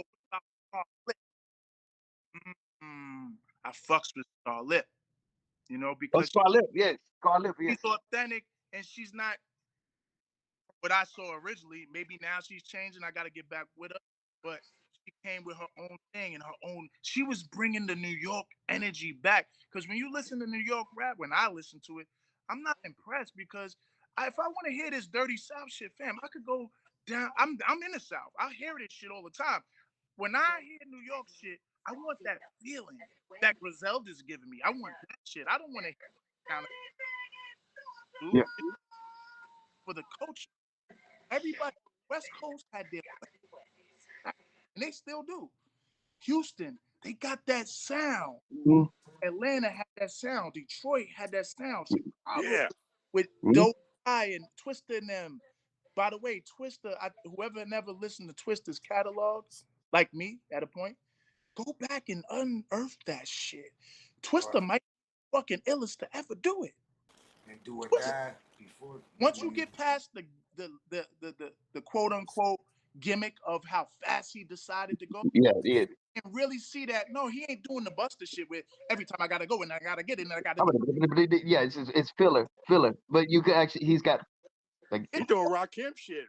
Rakim, he doing the hard shit. Yeah, he's not just filling the spaces with just filler and stuff. Yeah, it's like putting lyrics. I was like, why is this guy so arrogant? I seen him at some ciphers. He just be walking around like he a whole megalodon shark in a little goldfish tank. I'm like, what's the hit? I heard his catalog. I said, oh, he knows he's unfuckwittable. And I don't say that about nobody. I might need to go hop into the Himalayas before I even think about a twist. Like, I do what I do great, but you know what I'm saying? And salute the man, because he don't get his respect. I noticed that too. Maybe he took the straight door that Noriega was talking about. Nori said there's 3 doors. He said the straight door is you good, do it on your own, see if you could go gold, you that nigga. You know what I mean? But on the left, there's Illuminati shit going on. Around. On the right, there's some gay shit going on. Yep, there's that. With the what's the nigga ASAP Rocky type? Like my nigga, why are you wearing a shirt for? Nephew, come here, nephew. Come here, sit down. Yeah. Who you made a deal with? Because exactly. If you see Stelf with a blonde wig on, know that they got my grandson somewhere hostage in the basement. Like, nigga, if you don't wear this, I'm gonna fucking kill you. Because I'm like, how does a regular dude? I get with the LGBTs. That's the put the T endorse shirts, and they want to put doctrine, and you still pushing. Miss, it's that's the agenda. Yep. That's the agenda. They want on all of us. Look. I just watched Eddie Griffin live in Vegas. Eddie Griffin. Yeah. Right. Yeah. Mm-hmm. Eddie Griffin live. He talked about it, and he just our phone. put the phones in these pouches that had locks on it. Like we can hold the phone. We don't have to, they ain't confiscated it, but nigga, your shit's locked up until after. So you ain't recording. And he said that, but y'all niggas, I got y'all niggas. But he said some things that he might not want to say outside of this venue because, you know, you don't want to record it. He said, yeah, what happened to my career after Malcolm and Eddie? They wanted me wearing shirts and shit. I said, no, I'm not doing Hell it. no. And so blacklisted. I still get it. You know, I'm good. I take care of what I need to. My kids are straight. I'm straight. But there's a difference, obviously, between Kevin Hart. No disrespect to either. They're all funny dudes, but I can look and see who made the deals. I know Hove made deals. I know. I'm thinking 50% made deals. Realistic is real project cats to be essential in these arenas. I feel you've had to make deals, not to get money. You can't be like, they're just like Meek Mills come home. He fucking on Patriot. How? Why would he be fucking with you out of prison? What's in it for him? How did that arrangement? And if so, can I talk to John Kraft or a regular brother? So I look at it like you can either on who's making deals and who's not. I seen Conway with a skirt on. Oh man, really? See who? Con? Yeah, that was good. That was good right there. What you did right there. Skirt on. Damn. Yeah, wow. No, I didn't expect that. Yeah, I haven't seen that. But I don't. These are ones. Conway, he really. It broke my heart, beloved, because I'm like, yeah, we got some real ones. Yeah. And I think he tried to explain it. He said, yeah, now we're gonna be in the upper echelon on now in the upper. He said some stupid shit, but either way, he rocked the skirt. They got it. Wow. When I seen most Def with that skirt on, that shit hurt me, bro. I was like, man. You know why? It wasn't. It was his posture was off to me. I get it. It's the kente cloth you're saying, right? It's the kente cloth. You want some Yasin? I don't want to jack his name up. I'm not about that. You know, you on an African vibe now. You went to Africa. Yasin Bey. Yeah. So you got kente cloth. I can't get with that. Okay. You in Dubai. It's 180 degrees. You gotta wear the white stuff. You know what the garments be. So it's the you look like somebody's grandma yelling out a door for her son to get your black ass in here now, boy. Why are you posing like that? Oh, and them go-go boots. Them go-go boots were a little bit too sassy too. Looking like that, fam. They got you. See? Notice this. Yeah. Every rapper. Them go-go boots did, like this. Notice this. Every rapper that you can name that went to Hollywood never came back. Tell me one who did it. Prove me wrong, please. LL never came back. Man. Back. Latifah never came back. Anybody you can name that went Holly. Common, he's trying to come back with this last shit. Nigga, you've been missing for 30 years since I Used to Love Her or the one. I like the shit. He did some shit after that. I'm exaggerating, but he's been missing in a way. Yeah. Hollywood dudes, it's something about Hollywood that happens that it changes the kids. That remind me about like Paul Mooney when he was talking about like OJ trying to come back and he goes, "It's over, it's over, it's over. I'm sorry, it's over, it's over, it's over. You know, it's over. I'm sorry, OJ. It's no more movies, OJ. No more." For the record, hell yeah, OJ did it. Look, he was beating the brakes off this woman. It's his house. He's the juice. You gonna have the side dude in my crib getting blowjob. You know how the white girls give it up. Yeah. You gonna hell yeah, everybody gotta die.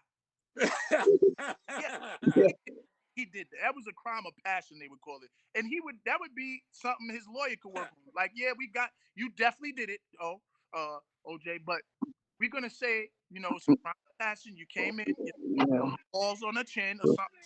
But no more movies. No more movies.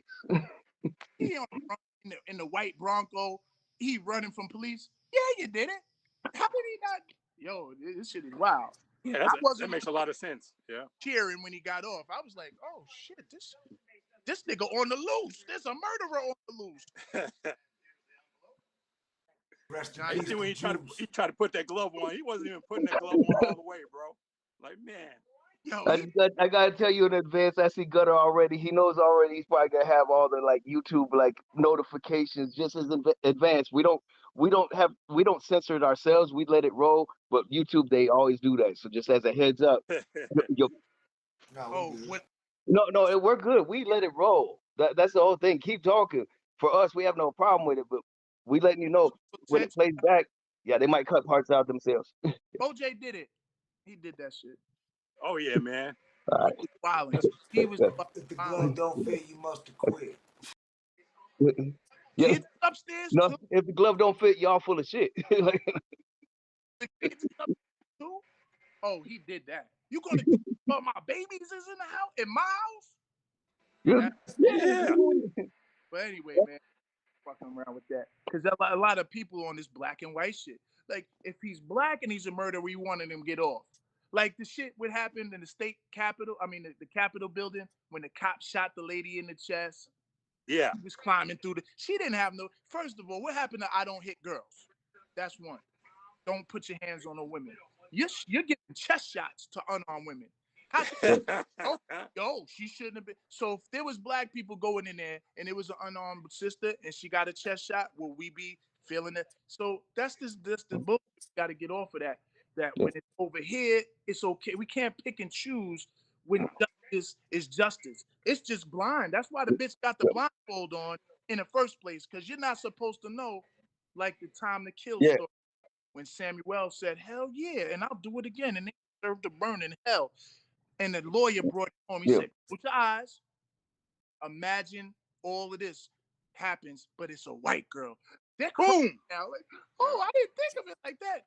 So when it's a black kid, it's all right. Put the shit in perspective like that, man. If it's injustice, it don't matter who is. Like the Hawaiian Islanders and the Asians that they passed the bill to protect. I feel a way about it. You know why? Because this country has been lynching my people, burning my people, and they never said, yo, we gotta. If you touch one of these black people because they black and you burn them and lynch them, you will. If you a cop, whoever the fuck you are, you can't do it. But a little coronavirus and a couple punches in the face in the deli in the hair weave bodega or some shit, and you got laws and bills to protect the Hawaiian. I want them to have the protection. That's the thing. But I feel slighted because I'm like, damn, am I chopped livers? My people not worthy of protection? So then when they start turning up out here, miss me with it. That's all. If we start getting a little pissed off with it, spark some shit up, don't be playing victim games. You can't have justice both ways. I'm not with that. If it's not right over here, then it's not right over here. It's all that's what justice is. Yeah. It means your son, hey son, shouldn't have shot up school. You should get that. He might have to face that needle. Your son. That's justice. I'm not for death penalty, but I'm saying it don't have pick and choose in it. It's just this by any means necessary. Be in jail. Right? Yeah. Be in jail. I would be, you would be, or y'all be in jail. Yeah. Doing mega time. Oh yeah. And going back to it, because I know some people they think we take it off topic, but I mean also this is hip hop right here, where it's like when you say that's the original like reporting and stuff, that's not CNN and stuff. It's like the real news and stuff. You know, it's like the news you don't get on CNN. It's like what we talk about. We can talk about it. It's everywhere. That's what it became. The message, that was, That's what the teacher carried. That's what Ghostface was doing in one of my favorite songs, Impossible. Call the ambulance. Like how he broke that down hit me in the heart. Like he painted it like a slick photogenic. Here's the first day, and he dropped. Here comes his old Earth with a nightgown, screaming, "Holy!" I said, "Yo, that's vivid," and it's reporting back what you saw. You know, because the news don't tell our story. If you know history books, right now they're trying to wipe a lot of shit. So who gonna once the text once the future, we only have another 50 at best, some of us, 40. Who going to carry the information when they succeed in doing what they trying to do? Because they playing long-term chess games. They're Yeah. playing time weapon. Like, y'all are going to die soon, but our movement ain't going to die. So how you going to fight me? And my movement's already 400 or 500 years in without me even being alive to see it fulfilled. And we not making proper moves to counter that with longevity move. We trying to flip it in our life. No, we got to just say, you know what? I'm gonna die in the next 40. I got to move to put it in my to fight the future vampire shit. Yeah. Not this ain't time to switch it up and start playing checkers. You know, you talk about playing chess. You know, we can't be switching the checkers right there. You know, like this is the time we really need to stay playing chess. It's long term. It's all long term. Right now, our inactivity, civil rights movement, is setting our grandkids up to just be right back slaves. Mm-hmm. You know what I mean? We're not doing anything. You know, and I got a little bit of a bone to pick with all these Jay-Z and Oprah Winfrey types of Negro, because I'm watching Akon move Dolo in Africa. He's begging us. He's like, yo, y'all, I've seen this for myself. He said, come on, we got technology, we building, they want, what are we doing? How we ain't trying to make a move in any direction other than I got a $500 million mansion and some mini series and, you know, a streaming. I might bail a nigga out of jail. Black liberation is just on the ground. And when I say black, understand this is an argument too that I want to have about black and brown, because the brother Lord Jamal, I respect Lord Jamal. He's an elder. He's somebody under, so I gotta be respectful, but we all men. Yeah, me and brother King X, we have a discussion. Yeah, so go ahead, my brother. Yeah.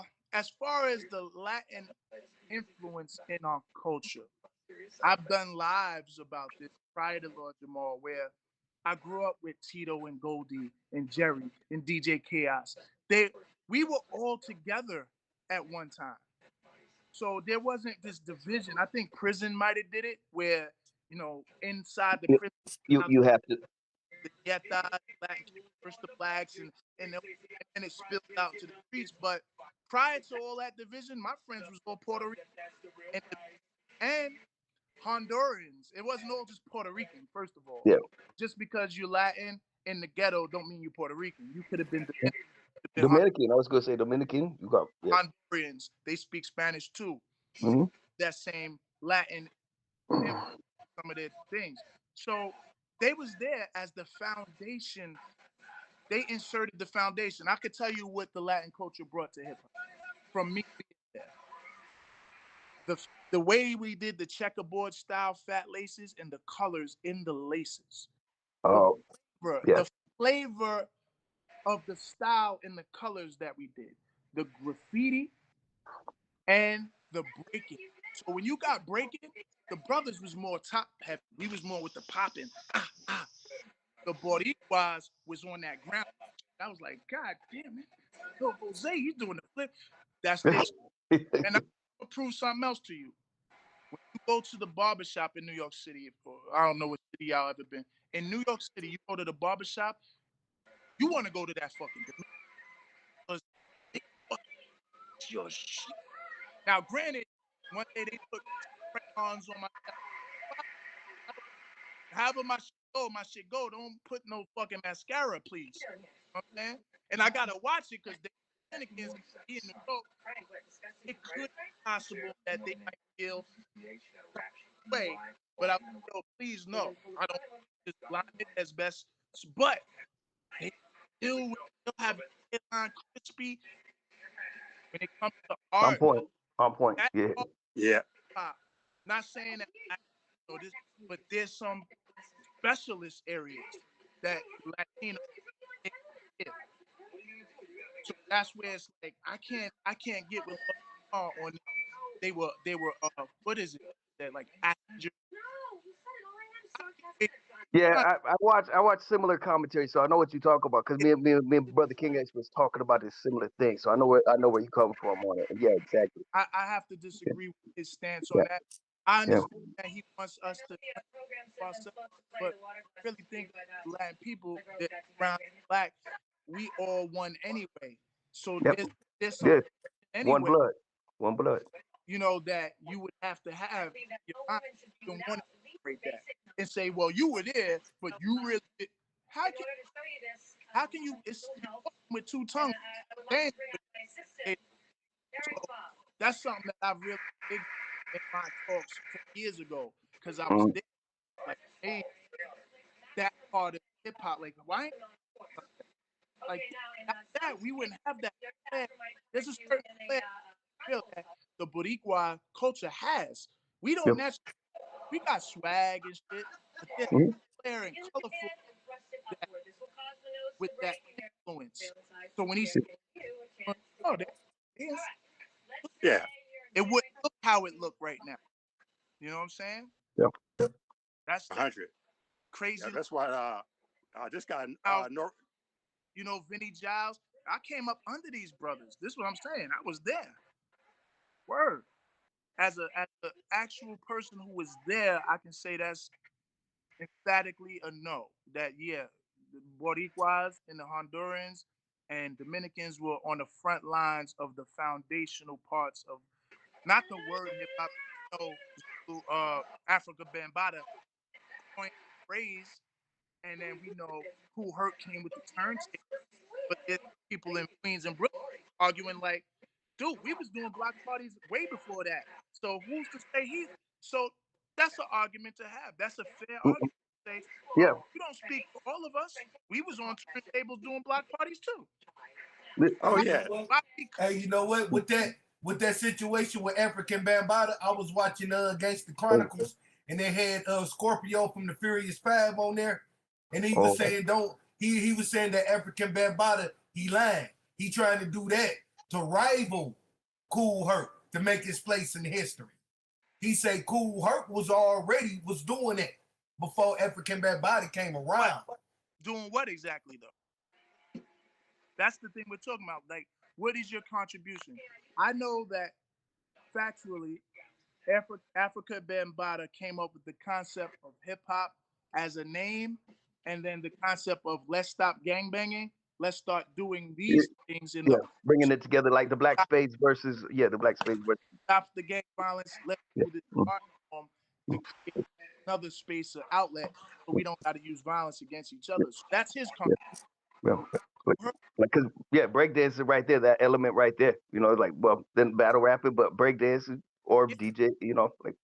So there's a lot of different contributing factors, and then now in the information, I'm seeing black and white videos of breakdancing battles from the 50s. So now it's interesting. Yes, so that's that shit I like. Hip hop is a collaboration of past arts all fused together. Past musics like the graffiti is the hieroglyphs, and we get the breaking from the drums is from African drums, and drums you still got the bongos in Puerto Rico. They use the same drums and shit. So it's just taking bits and pieces of all these other parts and components and making our own shit. We had to engineer hip hop. It's ingenuity. Hip hop is like, yeah, we don't got shit, so we're gonna take from everything that we had and we're gonna make this new thing. And build. Yeah. A big melting pot. Yeah. Yeah, it's all different kinds of things. Jazz was in hip hop, R&B was heavy in hip hop. James Brown. So oh man, that's an original rapper. And I'm hearing raps from them old eras too. Like yes, actually way before Brother King X. What up, though? I was gonna say, like, talking about the roots of like original rap and stuff, like the original diss song. We always talk about this. Where I mean, the original diss tracks actually come from the plantation. That's how the slaves will roast the master. Think about it. And they'll be sitting up there rhyming in rhythm and talking at the same time. But master thinking they singing. That's why they outlawed singing at the place. And took away the drum too for a while too. They took away the drum. If I catch you whistling, singing, playing drums, or talking in African, any African languages, Well, yeah. We learned. Yo, I found out They reading. realized the power of the drum too. The power of the drum. Roadmaps in the corn. Morse code. Oh yeah, the cornrows was actually the format. Is the layout of the plantation. Yeah, with the braids, with the braids and stuff. The direction. Yeah, that's actually the layout of the plantation. We meet over here. Here's the meeting spot. Why you think when you go to prison? Why you think when they go to prison they make brothers cut their hair? Could also hide in those cornrows. They put rice in there and grain that they could plant when they get to safety. They could plant some.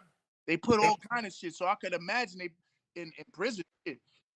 I've seen people get caught in the airport with not kilos, but with product in their head. Yeah, like little baggies. Yeah. Gotcha. yeah. But diamond smugglers. Yeah. Is also a part of hip hop culture. A lot of slang that comes from Staten Island comes from prison. A lot of slang that comes from hip hop comes from prison. And vice versa. So it feeds each other. You get locked up, and this is how you put in here, and you home too. You know what I mean? 50 hand blocks and a lot of things. Brothers become more knowledgeable. The 5% nation, you probably gonna learn that inside. I don't inside things, but I know a lot of brothers. And that's where a lot of the knowledge is. People gather here because on the streets, you two occupy the Bible really to be most times. So when you sit down, and still the mind a little, like, I what else to do? I may as well read. That's when brothers get the light. You know what I mean? So a lot of that culture, like the 5% Nation, is heavy. Kane in it, Wu-Tang, a lot of the Wu-Tang, Rakim, 5%. So that's it fed right back into the streets. Hip hop is the streets, and right now the streets is not even the streets no more. I go back. And it's Africans and foreigners. Like where my people? Brooklyn is now down. The part of Brooklyn now right now. Oh shit! It's not. What the fuck? Yeah. Very real. Port Richmond definitely ain't Port Richmond no more, bro. San Fran too. Man. Yes. Documentaries on. It's not just here. No, it's all around us. That's why I like move. It's everywhere. It's definitely where I'm at. It's everywhere. Yeah. They got the money from the recession, and the recession of 2008, it allowed them to come in, swoop in, and buy a lot of shit for the low. Now they like it built. We're gonna kick them out, move them. That's why I even live down south. They tore my projects down and gave me an option. You could live here. I said, man, I'm just gonna take this the sign that it's my time. I outgrew this project. I'm gonna move. I could afford it because I couldn't afford New York. God damn, I got 3 kids and shit. I can't sleep in no fucking studio apartment. What the fuck? South where I could get a 3-bedroom for $750. You know what I mean? Yeah. I mean, the agenda's real. Like we've been covering all that. Like it's all hip hop. Some people might think we went off, but really, it's like you got to understand hip hop with that of just all the politics involved. With and then the agendas of topics that you would like to delve into. But I'm the person that I see other brothers, man, and we are definitely all grown men, and this is a man conversation. So I'm easily gonna talk about other shit. You know what I mean? I'm gonna take the whole time and just derail the whole thing. So y'all gonna have to derail it. Yeah, and we hope you're having a good time with us because we have, I'm definitely, like we enjoying having you on right here. Like talking some real. I'm loving this, man. I haven't seen this brother. I don't want to get all sentimental and shit, man. But I haven't seen this brother Stelf Bombz, man, and I know him by his real name. You know what I mean? I know him personally. You know what I mean? But I haven't seen Stelf in years, bro. You know what I mean? And it's decades. Three Uh, decades. yeah, At this point, Wagner, 94, 93. That was yeah. been three decades. Even physically. I think the last time I seen you was you was doing the show at Animas over there at Latin Paradise. Oh, you was there for that? Yeah. Okay. Yeah, I was getting tired, and so I probably don't remember. But I got footage though. That's the thing. So I got the footage. You know what I mean? Yeah, man. Yeah. Man. Latin. Yeah, Aaron Sullivan was there. He was on the camera, had a camera. Mm-hmm. Yeah. Animas, Jarnell. Yeah, that's my brother. Yeah. On with him the other day, man. He doing all right. Word. We got that record deal in what? 99, independent label, MPO ship. I was just on a feature. I went over there to feature on Anima song, and he feeling my brother.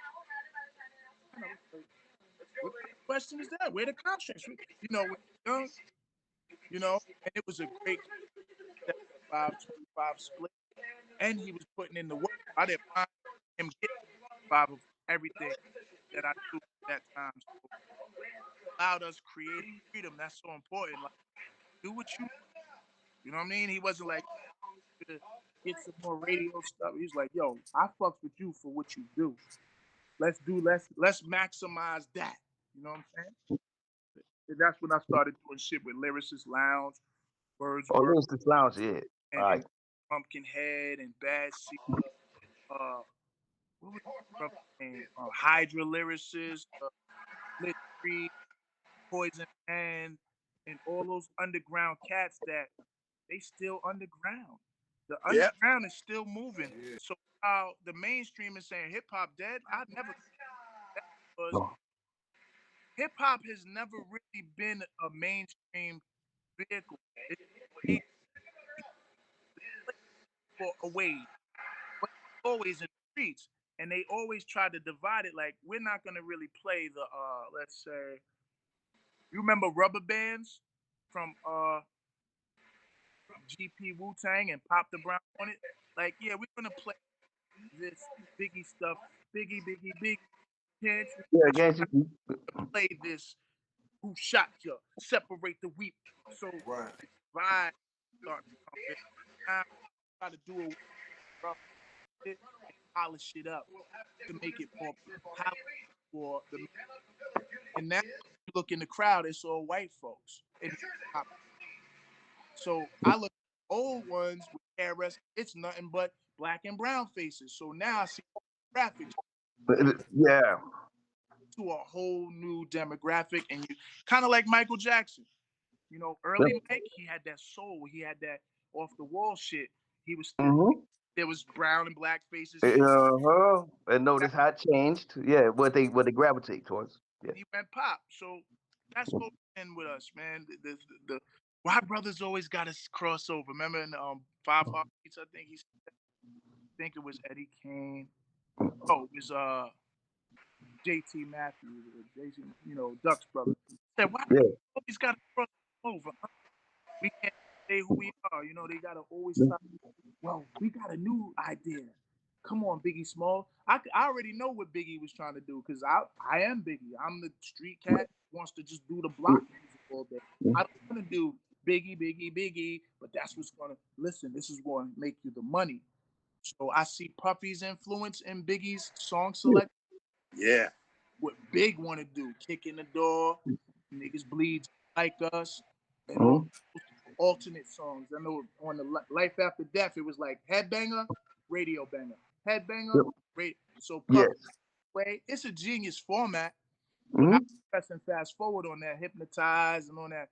I just wanted to get to the kick in the doors and all of that. What's beef is when you make your enemies. Like I was listening to that. There you go, Jay. Yeah. Hey, don't people gravitate don't Diddy sound suspect on the beginning of Hypnotize. We talk about this all the time. Take that. Now that we know you can. It aged a different way now. Now we got to go back and be like, hell yeah. I just never trusted it though when it came out though. That's No, like but that. ever since that song been out, like I Take actually been that. saying It's the that. way you said I take actually that. said that when it first came out, and I heard take that. I'm like, nigga, take what? Like what the Like you hell? sounded kind of gay, like Oh, for real. I was saying yeah, this. yeah, I yeah, was yeah. saying this Take that. years ago. I'm I was like, saying man. that years ago, bro. Yo, this, Yeah. I was Did like, you know? And then the first words coming out of Biggie Mouth is like, oh, Oh, oh. oh. No, that don't sound right. It don't all sound right, right. Yeah. let's get real on this. Okay. So beyond the take that. Yeah. This Okay. got problems with Biggie said, my nigga Gutta, no disrespect, they Gutta. He had a nigga Gutta. He said, my nigga Gutta fucking kidnapped, fuck them in their ass, throw 'em for the street. I would my shit Yeah. out. Fuck that street shit. That shit played out. And you hear back in the background when he say my nigga Gutta fucking, you hear Puffy ad lib in the back go, ew. So who co-signing that? Like nobody in your Oh squad, yeah. yo, big. Yo, what we do? And where's your man Gutta at to punch you in your fucking, or maybe maybe Biggie was just keeping it real. His man's is pedophiles and he's just saying what the fuck he's saying. But that's where I was like, damn, what are we doing? He looks so good. You're sucking a daddy dick? That's in your Yeah. mind. And yeah. Man. Game. Like I watched the Cameron and May special and everything's paused. I'm like, I wasn't thinking nothing gay. Why are you even making me like, yo, pause, fam? You said it's mad big. I'm like, yo, fam, I'm just Yeah, on and like, wavelength with you. I don't envision cocks when I'm talking. let's be real. They also been a little bit questionable themselves, so I don't think they have room to speak. Mason can't. Yeah. Yeah, I wouldn't Yeah, know. and Juicy and Juicy, they had that transvestite in Juicy. If you go Well, I back to mean, the if you go back to the Juicy video, they had that dude. it's They been had that question. dude. I'm just saying that, like, not really. Don't be the spokesperson if you have a little bit of question. Like if your hands are dirty, that kind of thing. I wouldn't know, man. But they say it so much, and it's like, oh, but now these lines. So with that, I'm saying when he's in here recording these like, yo, big. That's a big. That's damage. Like that's Yeah, no, yeah, like a line you don't say. Like, yeah, not we're delete. no, Like even when he started coming at Pac, honestly, like I understood when maybe if Pac was still alive, I understand. But once you gotta delete, you can't really. yeah, His camps are nah, we, we ain't. Like, your sound's cutting out bad, bro. it's cutting out again, but it's always when you talking real stuff. So go ahead, repeat it again, man. Take it back. His camp, at the same token, should have paused him on a lot of the Tupac disses post mortem. Like once Tupac passes, the beef got to be dead. Yeah, Exception from the fans. I got to go to Cali, and I've been to Cali a few times. Bombz, LA, you know, what's that? Bakersfield, take a Baker. feel. Okay. No, I've been out there. I've been around the actual big ass Mexicans that they ain't like the ones in New York, the little 5 foot, the big Samoans, Yeah. two cornbread, the two pigtails that will fuck you up too. Mm-hmm. Some hands and feet. So I'm like, you don't want to really put that energy out big if I'm his consultant. Like, you don't want to put this energy out and go to, you don't, it's real. Yeah. Yeah. Cali. So that's where I felt he was irresponsible, irresponsible. To just let Tupac rest in peace. Just squash that. No more and no more back and forth. I get it. He fucked your girl face. I get it. And then posed on the cover. Whether he did, I don't think of a Tupac like as a dude lying on himself. He said it. Let's just go with that. And Yeah. let's get it though. That's the weakness in your queen. But he kept going with it. Maybe be alive. Maybe not. But that was bringing on energies like we're talking about today with these young cats and their music. It's the same applicable rule. You're on a microphone, like Bobby Schmurder says, my man such a body like a week ago. Oh yeah, yeah, you're right. Yep. Yeah. The hip hop police was a real thing. For people who don't know, before Yes, they are. Remember X-Rated? They was just in the hood with Remember X-Rated? watching us. So of course they watching the drug dealer turned hip hop record label and artists. You think they're gonna watch my nickel and dime ass over some hand-to-hand transaction and not be watching the big dogs who are talking the good Jay talking? You telling me about your St. Thomas connects, and then you gonna say in the next line you promise respect. How you promising respect and you just mentioned the St. Thomas connect? Now the feds is in St. Thomas possibly. If you're keeping it, if you are real like you say, what you say, then you telling on your connects and plugs on wax. That's the part of the game that I never understood. What is niggas doing? What are we doing? Straight like you should know what that. is it? They calling it self-snitching these days. You know what the Yeah, you know what? That's why and all that. Like, what are y'all doing? That's why Ice-T always say his stories be fictional, fiction and faction, because it be real life situations, but he changed the names and the dates of the people. Yeah, you don't want to incriminate people or self.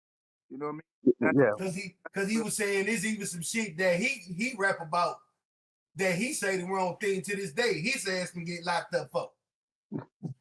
Yeah, and if you real and like when you got Yalla from man, a couple y'all, right?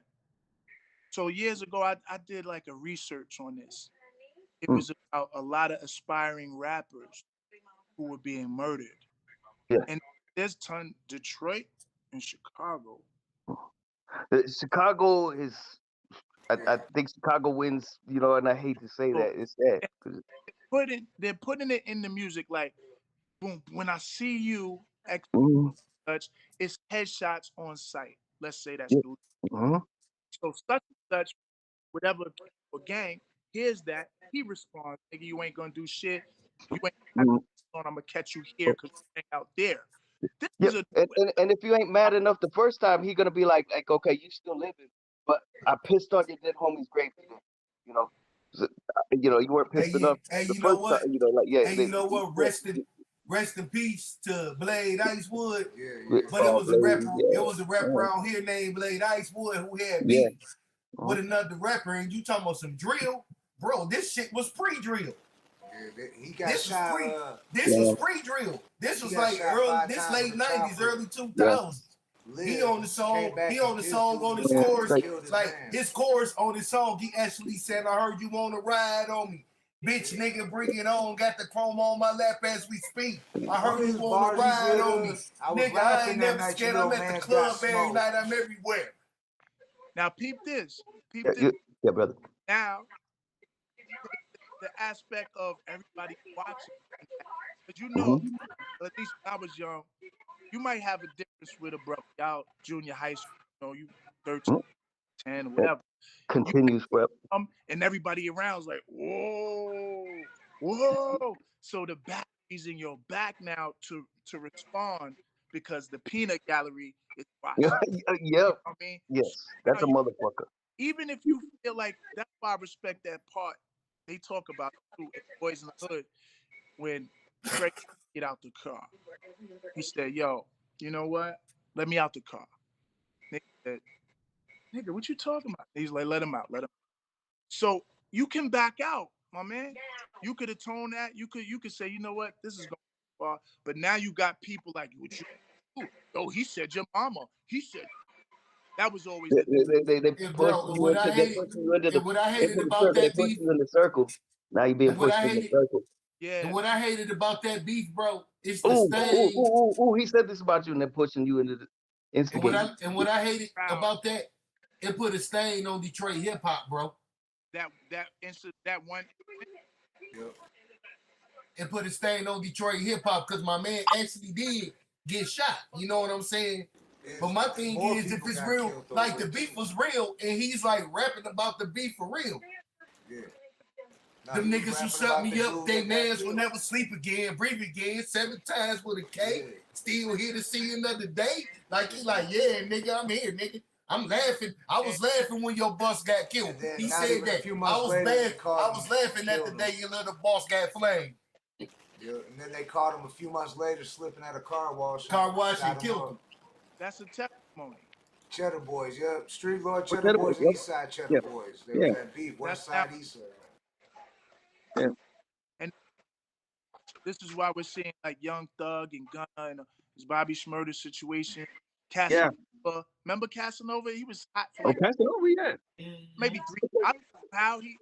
Then you got Tekashi 69 that situation because Tekashi is of what we was talking about earlier, where he skipped school, meaning this lifestyle comes with sequences and steps to get understanding to the rules and regulations, which there are no. I like that. So when you just do the overnight thing, like I'm gonna get a bunch of face tats and I'm gonna join the gang, they're gonna jump me. Well, damn, you a Catholic school. You was a good kid, a skateboarder, and you jump your head. You gotta take the lessons come really necessarily willingly. They come as a byproduct of being in life already. So you can voluntarily. That's why I them side block niggas. Like I'm trying to get out. You come over here to mingle with us in this shit. Gotta live. Gotta necessarily. Let me say the hood was good in the 80s before crack. Once crack and the family's destroyed and the gunplay and this side versus that side, my block, your block. Everybody. The drugs are different too now. I gotta get out. This is not something that I love. And you're coming from the 2 family home, mom and dad, you in a good school, you breaking your neck for the thrill of the gun smoke that we gotta deal with. I hate that part of the hood and the people who was dying to be part of it. That's crazy. So you get Tashi type niggas, and now you surround Tupac is like this too. I know they might fry me in Cali for this, but this is the thing. Tupac didn't know who he was around. He started aligning himself. He had a delusional thing. Real niggas notice. You gotta fuck with your day ones. Even your day ones, you gotta watch them because the drug and the jealousy. So you gonna surround. You think you got all this love because you who you are. No, people that get next to you like Alpo did to in jail when he looked out. He looked out for him because he knew who you was, man. He was money, bitch. And if he got your back, you might front him a brick or something, or it'll give him a favor. So when he twisted his wig off, he already knew he would do that. From that, but you ain't nobody to me. So when Tupac is aligning himself with all these weird, Biggie allegedly told him too, like yo, they was mans. This is not to interrupt, man. It's kind of like that term of like, just because your homies are hard, don't make you hard. Like that. I'm not saying hard. No, I'm just saying like this. He should have been. If he was thorough, he seemed like he'll fight or whatever. And he done shot some people watching that. But this is the thing. You got to watch who you surround yourself with. Pop, this I would have told. Who is these? I've been around friends. I don't. Who this nigga? Talking a little slickety slick. His energy off. Who you could vouch for him? Who is this nigga? Right. So where's that at? Where's the detailing, screening, what company keeping? Why you in the hotel or the MGM Grand running around? Your man chain got snatched. Where your man who chain got snatched at? And why ain't he getting the one run that fade with him or something? Why he the one? You got at that level. You got to have security handle that. I know you want to get your stripes up. But I didn't like that about that. He was surrounding himself outlaws and this ones and that ones. I mean, outlaws seem to be, really loyal dudes or whatever. I'm not here to do that. I'm just like, well, did you know the outlaws? Did you know all these other niggas you were surrounding yourself with? And now it's Thug life. Dude, you was a conscious rapper. Right. You was. Be that. That's you. And it's cool. I love that. Yeah. So it's like, damn, I didn't like the Gangster Tupac. I was like, that's not this nigga's thing. Why you Like Bishop? he took Bishop off, you know, like He Bishop is took a Bishop character, literally. That's what he and then did. start rapping Not as only that, Bishop.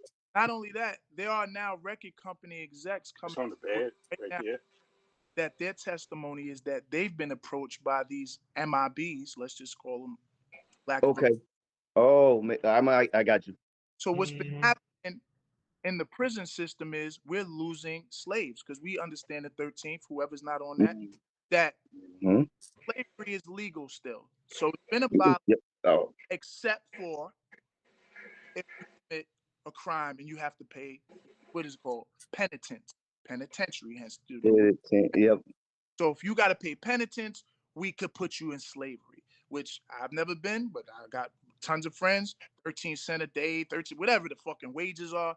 And you're not just pressing license plates no more. You doing real work on motherboards or computers, pans. Making cell phones, all types of shit. Yeah. Smart TVs. So this is, once they went private with it, that was another step in it. Because now Mhm. say, yo, it's cheap labor. That's why the Latinos and the indigenous people where I'm at are percent of the construction force because of cheap labor. They said, damn, we tired of paying these union workers the 35 an hour to do this. We'll get them the $10. They'll do it too, and they do it well. Yeah, they do it well. Yeah, they do it well too. Yeah. Smoke breaks and tell cell phones, yo, my nigga selfie. They getting the jobs done efficiently, quick, and for the law. So cheap labor has always been a thing. So the prison industry was going through a point where, you know, during the Clinton campaign, they was like, damn, we need more prisoners. So they stepped to the labels and say, yo, we need you to put this up. And MC, I watched the special on MC Light.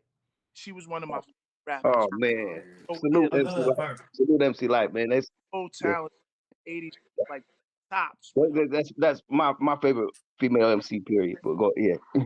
So they stepped to her and was like, look, we going in there to do hardcore direct, and we need you to come hardcore shit. She came with the roughneck shit. I remember how I felt about it. Oh, gotta be a roughneck. Like, who got like Yeah. listen, A roughneck. Gotta be a roughneck. she was being put under pressure from the label.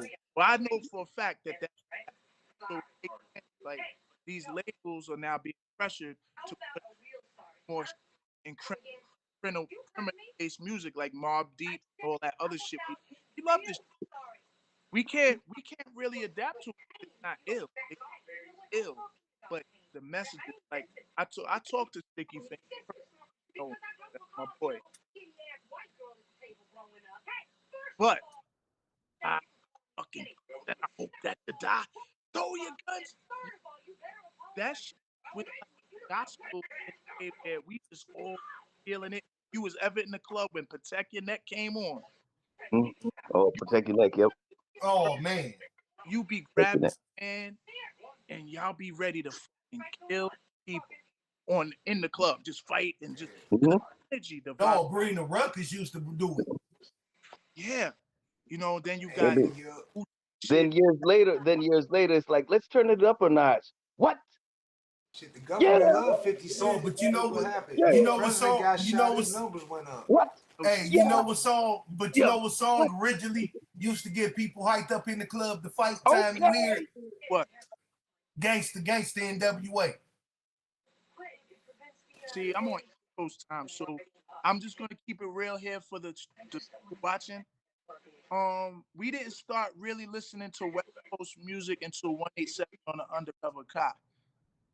So Like, we heard like, we like that, but we like, wasn't. bro, if you go back and listen to that, NWA song, Gangsta. It's like the song started off rowdy. Oh shit, them Vici black gangsters are at it again. I wonder who they fucking with today. You motherfucker. Brr, got him. Don't. Then they started coming with shit, don't start. If you've ever been in these environments, you understand the energy. You know what I mean? No, Yeah. if you buck, boy, no. You be ready Yeah. to swing on your own man's. Right. You like just because the energy's like, I need to swing on something. You did throw you around. So right. That's what I'm saying. Because it's a part. Because it's the part on Gangsta where Ice Cube say, well, me and my posse steps in the house. All the punk ass niggas start breaking out. Because they know what's up. So we start looking for the bitches with the big butts, like her. But she keep crying. I got a boyfriend. Bitch, stop lying. Now tell me they ain't similar to what they doing today. Cali and it's so serious in Cali with the club scene. I've been out there a few times. Like I said, I've been to LA. I've been to Gotham and shit. These big clubs. I got family in the Bay, bro. It go down in the clubs, bro. Them bangers. Bad with it. That after the club, like you leave the club, you think you're gonna get phone numbers. It's called parking lot pimping. Parking lot pimping. You got 5 minutes to do what you got to do. Get with numbers. Go in and out, get the fuck out, in and out like Visa. Cops is coming with the megaphones and they doing tear gases and shit like that. I said, they do that? I said, yeah, because dudes is out here strapped. Shit goes down after the club right outside. Yep. In and out like Visa. Yeah, that's a different aspect. Everybody had pornos in the back of their headrest. I said, damn, how niggas is rolling in Cali? Got the big TVs with the. I said, they doing this right, pulling up to a chick with the porn on. I said, yo, that's next. Cali is a different planet to me. I was in Cali. Like, it is. What the hell? And you know what's funny? If you come to Detroit, it's the same way. It's the same shit in Detroit. Yeah. We like distant cousins or something. We got the same energy. We on the same shit. Well, the culture now, man, it's in Asia. Hip hop is in the Olympics, right? Yeah. We got Asians doing it better than us, and I'm gonna keep it 100. I don't think I like it all the way, because what can happen is, yeah, it's cool now, it's cool, but we can be erased though, because what happens, like with country music. All right, I'm not jacking Lil Nas X. Let's say I don't fuck with that brand, but he made a hot country song, right? So what the country people do is like, nah, we don't welcome that over here. But then you go back in time and realize we designed country music and rock and roll. We did. Right. Straight up from blues. Us who created the shit and they gentrify that. So I'm like, that's where it's dangerous, like reggaeton. No disrespect. Yep. I like reggaeton. No, exactly. I get, yeah. And Buju Banton and Ninja Man and bye. paying homage to the. How you gonna call it first of all reggaeton, and you don't act like it's part of the reggae shit? You act like y'all invented this, and you don't incorporate where it came from. Don't act like the roots are. Yeah. And actually, if you listen to it, all they took was one element, like that one same beat of like Dembow by Shaba, pretty much, Dembow. Like the originators of it, they like to erase the original. You know what I'm saying? Created it. We need to keep and the architects. The architects. Shit. So when I'm seeing the Asians do us, and they do it very well, the Jabberwockies and all this shit, I like it. But I'm like, in 100 years now, just like America, right? It's considered white majority, but this was indigenous at a time. Over time, you can be erased. You'll see real indigenous, Dakota, Oklahoma, but outside of the Chicano, I didn't really see that many authentic. I go to Oklahoma, but tons of be in their homeland. That's like going to Africa and not seeing no Africans. You'd be like, where the Africans at? It's all others. That's the tragedy of it all. Like you face, like oh, it's white folks. No, that was what they call Aborigines. They kind of look cavemen, but dark. Had that old cave. Yeah. Well, the features very distinct. Yeah. Like where they go? Oh. Don't write that book. So with this new hip hop global thing, this is where Lord Jamal probably's feeling a little defensive. It's like, damn, we can't never without somebody taking it from us. And that's probably his energy, like with Eminem and why he's hating on, like, yo, Eminem, he's white, he's Eminem. All it takes is for you to be brought up in the culture. Black is a culture. People got to understand it's not a color. When the Africans come here, they not black. They'll tell you. They be like, no, no, no, you're the niggas. You niggas. We not. They got melanin. Everybody melanin ain't the same culture. Black is a culture. You hear that Frankie Beverly or you hear that hip hop. The fact, Before I let go. there's white people who was raised in black culture. I got friends right now. My boy Detlef, Melvin, white boy JC, white boy, yo, they will fuck you up too. So when dudes be like, oh, remember the old school thought, like, oh, white boy outfit. All right. Hey, bro. Try it. Hey, me and Jay Gutt have been rocking the mic together forever. Yeah, I've been in the studio since '91, but Southwest Detroit kind of like the melting pot of Detroit. I don't know if you've been to Detroit, but Southwest, they call it Mexican town, but it's actually a mix of everybody. And it's right by Dearborn. So well, it's just kind of like Chinatown in any place. You're like in California, Chinatown. It's like, but you have Japanese. You got, It's like Southwest Detroit. You got whites, you got blacks, you got Puerto Ricans, you got Mexicans, you got Arabs, you got Albanians, Serbians, Bosnians. Yeah, it's a mix of everybody. Yeah, definitely a melting pot, man. Yeah. Yeah, that's what makes the United States a badass United States, man. Is the people are melting pot, man. It's definitely pros and cons to it, especially if you are the lowest on the totem pole. Like, for example, as far as black people go in particular, we don't really have a nation or a flag.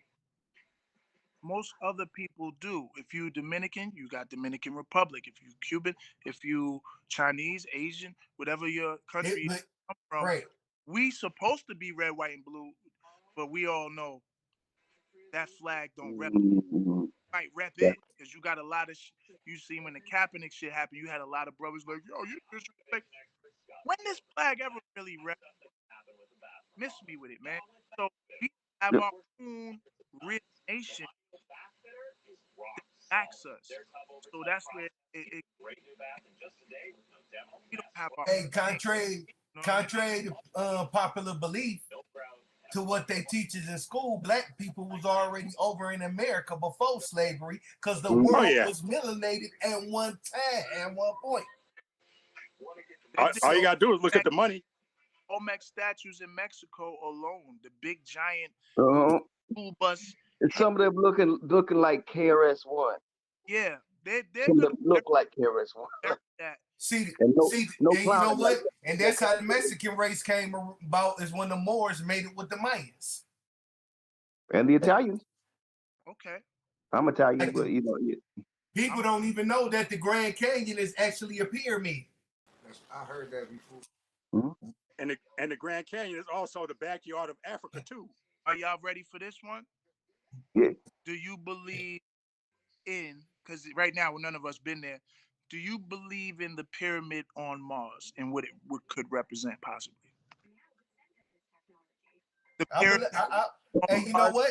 And you know what? Mars. Do y'all? Can y'all? You know what? All I'm gonna say is I saw the movie Total Recall and I think about something. And you know what? It makes sense.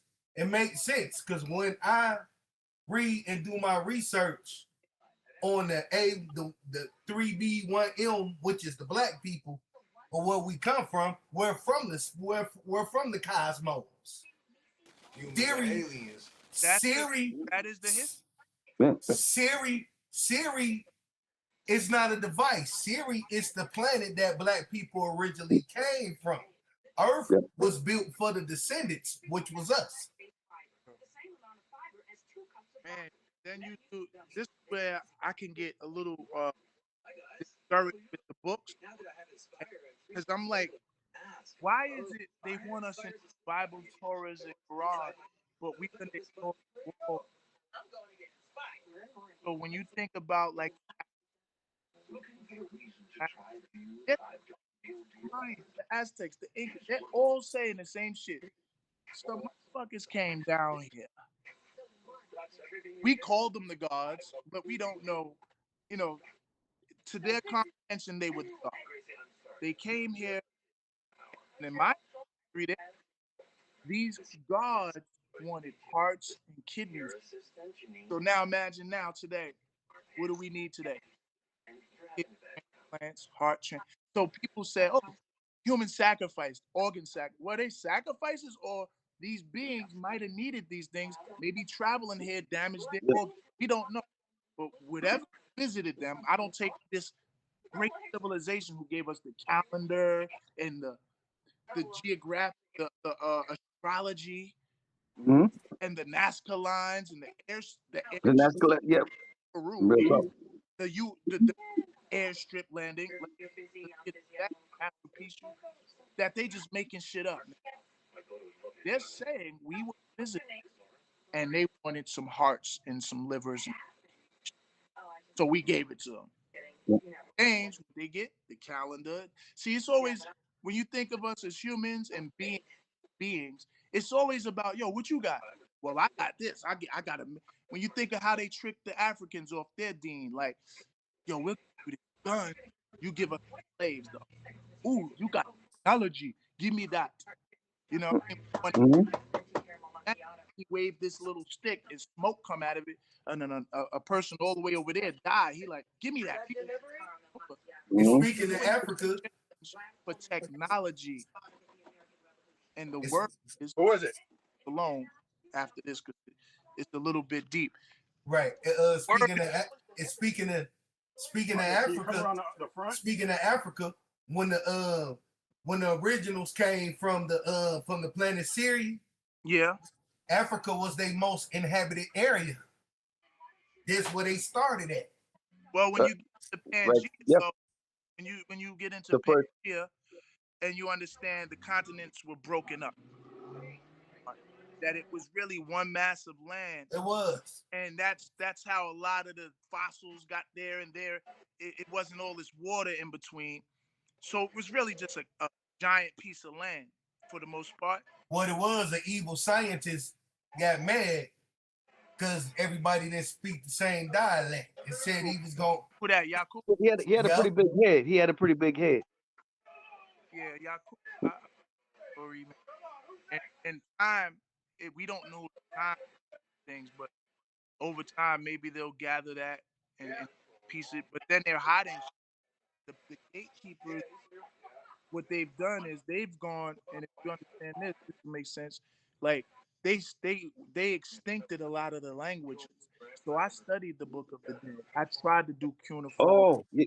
And it's like, you think this is you guessing now with the language, but language has been wiped out. And I just believe that when they got the information, those in the power position, they got all, like, for example, who gave you zinc and H2O? Who the fuck knew that? How the fuck you knew to break water down? Who would think that? No, you got that somewhere, like the simple table of elements type of thing. So they ain't telling us. So they wipe out the language of the Mhm. people. They're making their tongue, but they got a library of the translations of the Hebrew and Mhm. all those hieroglyphs. They know what they mean. So when Hey, they but go, you know, they steal the knowledge of everything. And now we're seeing them hey, reverse. but you know what though? It's evident that we're technical beings because it was a black man who invented the indoor heating system. He got tired of figuring out how his heat came up. It was a black woman who came up with the alarm camera system. Well, for me, when I zoom out and do the history, that recent history and black and white thing is only relative to this time now, because black and white is actually an invention in itself. As far as the people, it's always tribes. Even in the melanated people, there's tribes, and even Yeah. in less melanated people, there's tribes. Germanic tribes and such, so on and so forth. So when you go back and understand, we created language, astrology, mathematics, hygiene. I'm not feeling I need to establish. Well, I created the peanut gallery. We both did. So only in America where they chained us up and told us we can't read do we feel like we got to put our stamp on our invention. We taught you how to stop crawling and cook your meat. Let's keep it 100. Right, y'all was going around. They was going around eating each other. Yes, we created a lot. The original people of the planet, Yeah. the indigenous people created all the societies. Hell, they ain't know nothing about a bathroom. They ain't know nothing about keeping the animals separate. And, the herbs and and spices, minerals. yeah. See, for real. You know, how to help. Right, And then also like don't and while we do speaking on herbs and don't spices, do your sister and the relatives. reason why can't nobody get the Colonel's recipe, because I found out those 11 herbs and spices are actually African spices. He got that recipe from a black woman. Yeah. Well, you know, a lot of our people that were in slavery, they had the ancient information still. They had to smuggle it because the slave master tried to erase everything. But when he got sick, go bring Mammy in here. Doctor don't shit. Bring Mammy in. She gonna know what plant to give me my tea. And so they're catching those cats and going to spade them and neuter them. Yeah. So they're setting out up traps. Knowledge, man, and the knowledge. Yeah. That's the thing too. They're trying to erase that. You know, it's called assimilation. Down, like what they did to the native people here. They gave them the suits and ties, put them in these schools, English and how to be more. It was the humane way to deal. It's like, let's not assassinate. Let's not just kill. We'll make blood. And that's what they've done with us. I spit his tongue. I eat his cows, his chicken, and all his food groups. I read his Bible. I do every program, the Cosby Show, Fat Albert, whatever furniture shit he's shoving. We didn't. This is not our culture. You know, we're just like passengers in this culture because we are people who are gonna speak. Hey, on some real shit. One day, I was looking up my last name, King, right? I come to find out, I traced the King name back to my granddad's birthplace, which is Virginia. And then I found out the King family was a family, a native of you know what I'm saying, African slaves that was runaway and Native Americans that made it in order to escape slavery. They said their last name was King. They wouldn't fuck with them because they part of this native tribe. And it's crazy. And I'm like, wow. And I'm like, it so happened my granddaddy is from Virginia. Then come to find out my granddad mother is a full-blooded Native American. Well, what, like you said earlier, we started discovering that we were already alive. This is where it gets so dangerous. The person who kidnapped our ancestors actually the same people who educated them, and through history, they what they did, and never did they say, "Well, there was some of you here already." They always told us we came across on boats. So, what I found out about being a native, what comes to being a native is land. Land, the land you born in. In my eyes, anybody that was born on American soil is a Native American because you native to that land. Yeah. That's just like you and Christopher Jordan. Y'all native to Staten Island. He native to California. Me and Jay Gutta native to Detroit. Right. So Yeah, all you gotta do is look at the money. Right. Check the money out. Look at the So money. we're native Detroiters. You a native. You a native Arizona. Both y'all native. You a native California. Y'all both native New Yorkers, which is in America, which make y'all what? Native Americans. And what else is on top of the add-on, brother, is that what comes with being a native is land. So understanding that there were applications for like $5 or something that you would fill out. The $5 Indian. That's how the Europeans was buying into the tribe. You could prove that you did have this Indian blood, or in some cases they didn't prove it because there wasn't DNA testing back then. It's just you say so, I guess. I don't know how, because a lot of Appalachian, a lot of European folks would falsify information because they have $5 to honestly pay. I am Indian. Well, how much land? $5 Indian. Some land. Actually, yeah, I heard. Yep. So all you gotta do is look at the money. Look at the old money. That old money from 1492. Look at the money. It'll show you who are the original people of the land. Just look at the pictures on the money from 1492, around the time Christopher Columbus supposed to bring his butt over here to America. Look at the money. They show you who was the original people over here. How you think how you think Christopher Columbus found out, knew about America? Well, he wasn't even trying to get, he was trying to get to India. No, he thought he was in India. He thought he was in India. But when he came over here, he reported back what he saw. They asked him what he seen. I seen dark-skinned people with long, kinky hair. Yeah, and we even on the money too. So it proves the point. They were already printing money with us on it.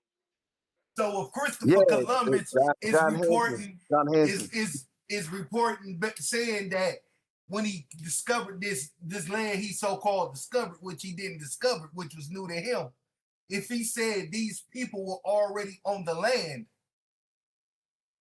when he arrived, dark-skinned people, copper-colored people, long kinky hair. Yeah, they can't let that knowledge pass. Just like they can't let the reparations happen, and it doesn't mean that it means they understand that a lot of us are here from the descendants of the people they kidnapped and are due, just like every other people got reparations with that too. Just like everybody gets like the reservations, that's a part of that deal that they gave these natives who can prove it. They land. So if some of us black people and brown people that are here can actually say, yeah, I'm native. There's laws that say, well, damn, we got to give them land. So that's a conversation that they don't want to have that. So instead, now we watching the debates, right? Who's on things right now with his mental, which is kind of sad and scary to watch. Then you got Trump. But in the discussion, not the topics, homelessness and the gun violence, they keep talking about the same thing. So they're not on their own going to bring this to the table. We're going to have to do it. You know what I mean? This is a discussion because it's so much attached to land alone. The 40 acres that Lincoln signed, he actually had the bill on the table. I just came from a plantation in Charleston, South Carolina. Oh, yeah. All right. And read this that Lincoln had the bill 40 acres is for all slaves. That fucking night, the next night, he was shot in the head. The Andrew Johnson, he was Ku Klux Klan associated, let's just say. He kept this little mask all the time. You really know in the daytime affiliated or who was actually Klan. And he turned it that fast. So that's one way they understand that land, and this is how gentrification is happening. The people who own the land can develop the land. And land is like gold. The land is the money. So if we actually got and received the land that was owed to us, we would have infrastructure, we would have generational wealth, and we wouldn't be filling up the prison institutions because we can't get a job. Because what creates criminal class is discrimination in the workplace. Mm-hmm. Just make somebody sell drugs in their community. I was there. I've done it, and it wasn't a thing where what do you know when we was third graders, we wanted to be something when we grow up. Drug dealer wasn't in our mind, so you remove that ability to support yourself. You remove it, or you make it difficult. And now you offer them another means in which to do it. And if you're hungry enough, you're gonna do that. If your ear is toe up enough and you getting clowned in school enough, you're gonna do it. If your household ain't tightly knit and your parents ain't on their squares like they supposed to be, you'll slip into that. And so they understood that, man. You know what? Yeah, You ever heard of the Motown Mafia? Nah. The Motown Mafia was these dudes named Eddie Jackson and Courtney Brown. They was best friends, grew up together, came from well-to-do families. You know what I'm saying? Was working at the car plants. But like you said, what happened? That dried up. So now these two grown ass men who done made livings legally got to resort to the streets.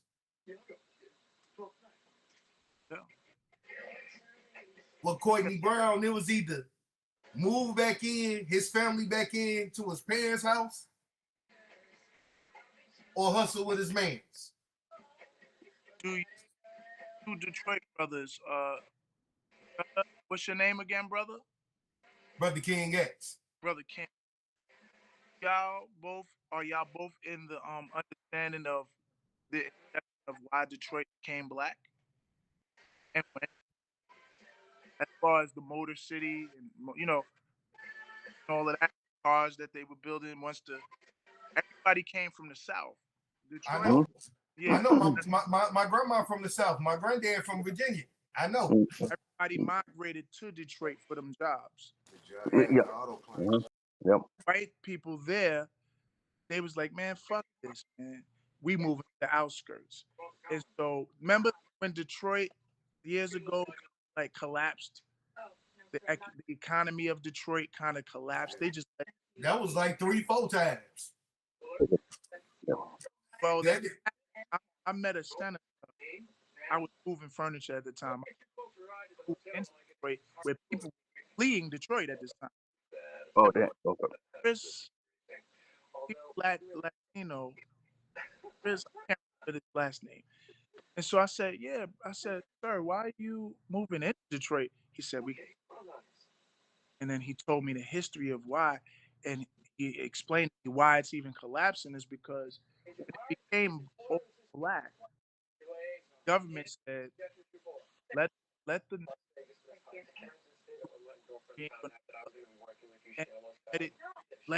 let them have it. They got to develop that shit. And if you know anything about bills, the highway bills and the infrastructure, the government's supposed to support the cities in the state. They are. You know what I mean? Wow. You don't let it deteriorate the road like that. And you know what another thing is with that? Another thing with that is that the mayor who we had at the time too. See, we had Mayor Coleman Young, and he wasn't backing down from nobody. Like Coleman Young got on the TV and told the people in the suburbs, if you got a problem with my people, don't bring y'all white ass across 8 Mile. And then also behind the scenes about Ronald Reagan. Man, he told Ronald Reagan to kiss his black ass. Yeah, and then they named the building after him in downtown Detroit, right there on Jefferson by Hart Plaza, right in the heart of the city. Like they got an interview with him. Oh, he left the call. I think his phone might have died or something. What happened, Stelf? It was one Chris Jordan an interview. My man was asking him, now what you think is going on in Detroit? What the fuck you think going on in Detroit? The goddamn decline in the population. That's what the fuck going on in Detroit. That's the one where he roughed him up too, wasn't it? He said, no, that was another one. He said it just like that. And he was like, how you feel about your chief of police being invested for corruption? Man, do I look like some kind of goddamn fool to incriminate my goddamn self on national television? Yeah, he thought he was dealing with a dummy. He wasn't dealing with no dummy. Yeah. White Boy Rick was dating his niece and shit. He had YBIs was having meetings with Bush Jones and then with Coleman Young. Man, on the real RIP Coleman Young though. Salute. All right, rest in peace. That's really who. That's really who YBI really named after. Yeah. I remember when I was in the joint, dog. This old school cat, he had done like 20 years. He rocked with YBI. He was telling me, he was like, no matter who's in office, who the mayor is, who the city council is, he said the dope dealers and the dope crews in Detroit will always run the government of Detroit. And that's how, and it's true. Look at Kwame Kilpatrick. Look at all the good. Even the governor now, Mike Duggan. He was boys with Kwame. They was working together and shit. Yeah. That's most cities right there. But going back, I just want to say, like Stelf Bombz, if your phone died, we understand and all that. We're just trying to make sure that there wasn't like anything that was going south. The thing is, why they hated Coleman Young, they knew Coleman Young was selling dope. They knew he was. But he was taking the money, putting it back in the city, creating the summer youth job program, GHX, opening up rec centers and shit. Yeah, and before people want to go to that, let's re-mention about like the cocaine that was found in the White House. So before he said that about Coleman, I just want to redirect it before people go. Oh yeah. When Easy E, that Easy E allegedly had at the White House. All the way up there. Yeah. So before we shit on, before anybody shits on him for that, it's like the White House had that coke somehow. And I don't think it was Easy E. I don't think Easy E brought it. No, not that much. Nah. They said it was. They just recently found some not too long ago. It was probably like one of the Bush's personal use. That's all I'm gonna say. Like they was really trying to put it on Easy E. Yeah. It was just Bush was like, oh shit, I left that. Like that. So that shows you. So they said, "Fuck perfect example how much power hip hop had." They was like, "Fuck it, we just had Easy E in here. He's a Compton rapper, ex-gang banger, drug dealer. Fuck it, we can just say it as is." Right. He got songs called "Fuck the Police." It must be his. Dope man. It must be. Yeah.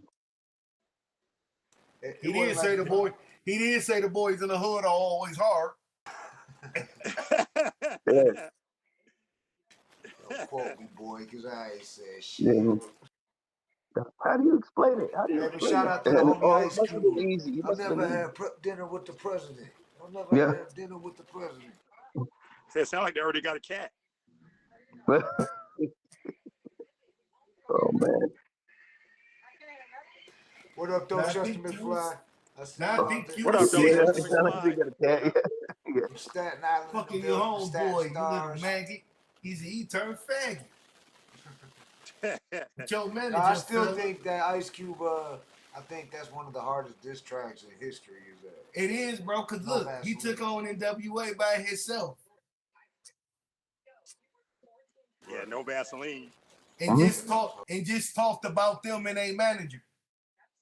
Right. He didn't say that's why I fucked your bitch. He didn't say I'm pissing on your grave. He didn't say I'm smoking your homies, your dead cousins or brother cousins' ashes. He ain't say none of that. He went hard though, like talking about he went hard, but now these dicks smelling like MC Ren shit. Trying to tell you a little ago, when Willie D told me, let a hoe be a hoe. Oh man. Yeah, they couldn't say nothing back. They didn't even but try going to back, reply. I was going to say right now, like, I don't want to take away from the guest we had on with Stelf Bomb. We having a good conversation. I just want to, when he got dropped off, I want to let him know that we were happy to have him on. We were going like on some good things. Hope he had a good time with us too. And if he's able to jump on, we're going to stay on a little bit longer. Right? Yeah, we'll have to have him on again, no doubt. And we got Christopher. Yeah, shout out to Stelf Bombz. I want to shout out Stelf Bombz to make sure he had a good time with us, and for everything was good. So for real. No doubt. Thank you for coming on, Stelf. Yeah, thank you for coming on, Stelf. I mean, we'd like to have you back, actually. If you're not able to come on tonight, hope you had a good time rocking with us. because I definitely did. I think everybody else had a good time rocking with, so for real. Yeah, I see the Yeah, like stats. I haven't seen that brother in There's like a lot 30 of years, Mhm. bro. people from Staten Yeah. Island in the chat. Mhm. Like I'm saying, like the conversations we have on here and stuff. Yeah, we don't go by a script. We don't do no Vlad stuff and all that. Oh, yeah. No Oh, you doubt, guys man. got a Welcome Now back, I'm live back. one. homie. Yeah. The phone died, right? I wasn't Okay. even keeping track of time, man. My bad, y'all. No problem, man. No Yeah. doubt, man. We were just saying, Cool. man, Yeah. we was happy That's to why I have wanted you to up bring it here, back to man. the convo. It was like, yeah, definitely we enjoy having you on and stuff. And we do have to have a part two already. Yeah. That's what's up, man. Yeah. I mean, we still rocking it tonight, but I was just saying we do want to have you back though. Like if you Yeah, having a Love good time with us. Yeah. chopping up with y'all brothers, man. Yeah. Yeah. no, no. We want to make sure you get We out were there discussing everything that. you got going on. Like what you got Yeah. coming up, what you got Yeah. dropping, all that. Do you have like some projects coming out like if anybody, like shows, music projects, all that. Like I don't got any shows. I okay. do have a project coming out. I got a mixtape I'm putting out called Skill Matters. It's kind of like a spinoff of Stillmatic. My last mixtape was Fact Rhymes Matter, like Black Lives Matter, but Mhm. rhymes matter. Like we're talking about kind of in this conversation, like what's fiction in what you're saying, Right. what's because like I read books, but I don't really read novels. Like something out of here, I like reading books that happen. Like, oh, this is a true story. Or watch a movie based on a true story. So, Fact Rhymes Matter was just a mixtape, meaning like mixtape traditionally is the beats ain't mine. You know what I mean? Okay. Like Yep. that I don't own rights to, but I just spit on those beats, just kind of really not necessarily any hooks or song formats, just spitting and doing what I want to do. And it promoted the album, which at the time was Isagard. That was my granddad's name. I just Mm. attributed to him Isagard. And Okay. then so I'm gonna go with the same format here, drop the mixtape, which is Skill Matters, and then album is King's Ransom. You know, like King, what is the price you pay? Heavy is the head. So the King's Ransom is a lot to do with that. You know what I'm saying? You're gonna pay. Like I didn't compromise. There's a lot of brothers that compromise what they do. You gotta walk that walk though.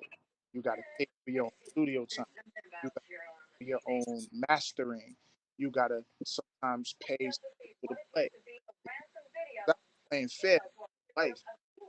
You don't need to do pay your. That's the difference is that I realize I haven't been cheating. And in the game, the rules are you gotta kind of do some of this unstable stuff, not robbing nobody, but this is the game. So if you want to play, you gotta pay. I gotta pay for that K Slade mixtape slot.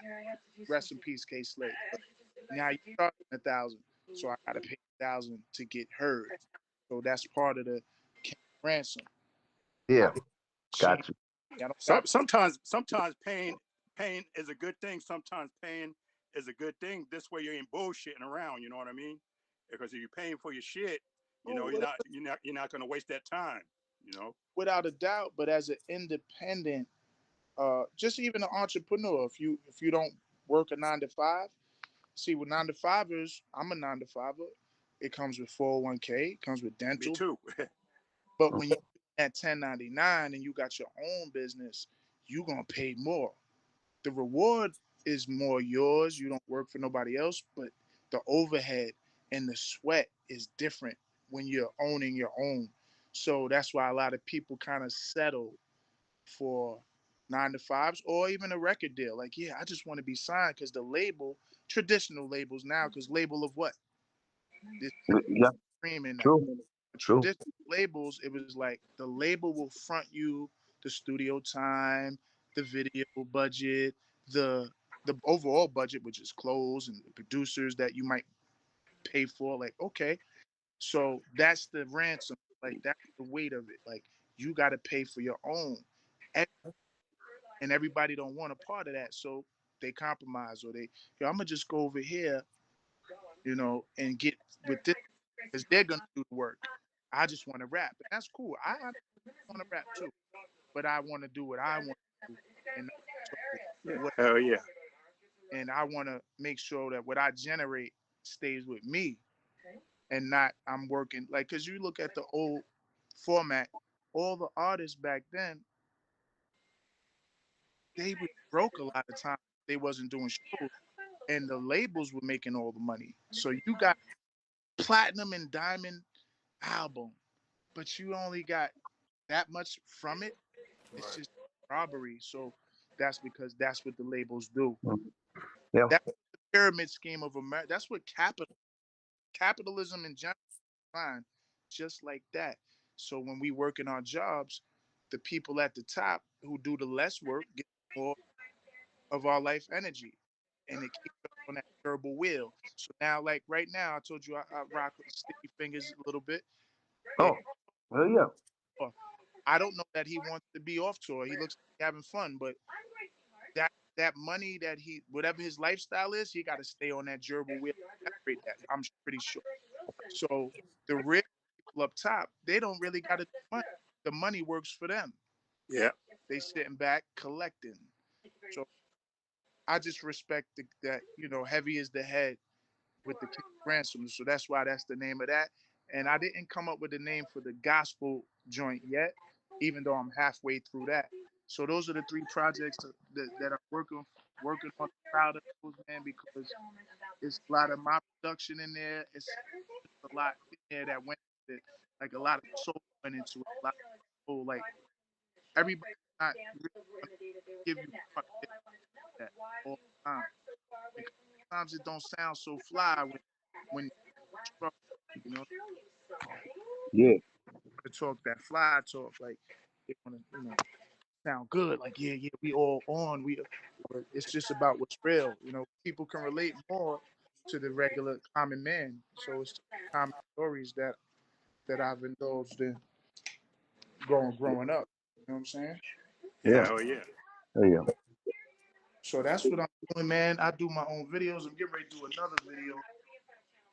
So I'm into the videos, man. I just be throwing them out to Yeah, get. you just dropped one, didn't you? Say what? Then you just dropped a video, didn't you, the other day? Yeah, I did that when I was in Vegas, and I showed it to Sticky. He was like, "Yo, your arm is in the video that you're holding the camera." I said, "It is what it is." You know, Yeah. I didn't have a cameraman, so I just spit, Yeah. and that I chopped it up quick.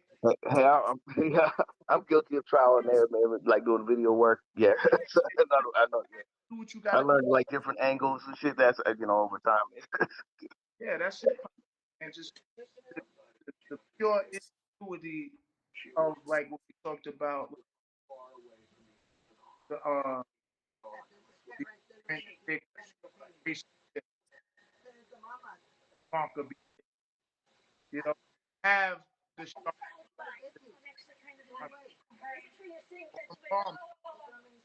stuff. It's cutting out again, right? Yeah, Y'all. Yeah, it's cutting Okay, out. okay, Yeah. it's cutting out. I just want to let you know so everybody else can hear too. Yeah. so what?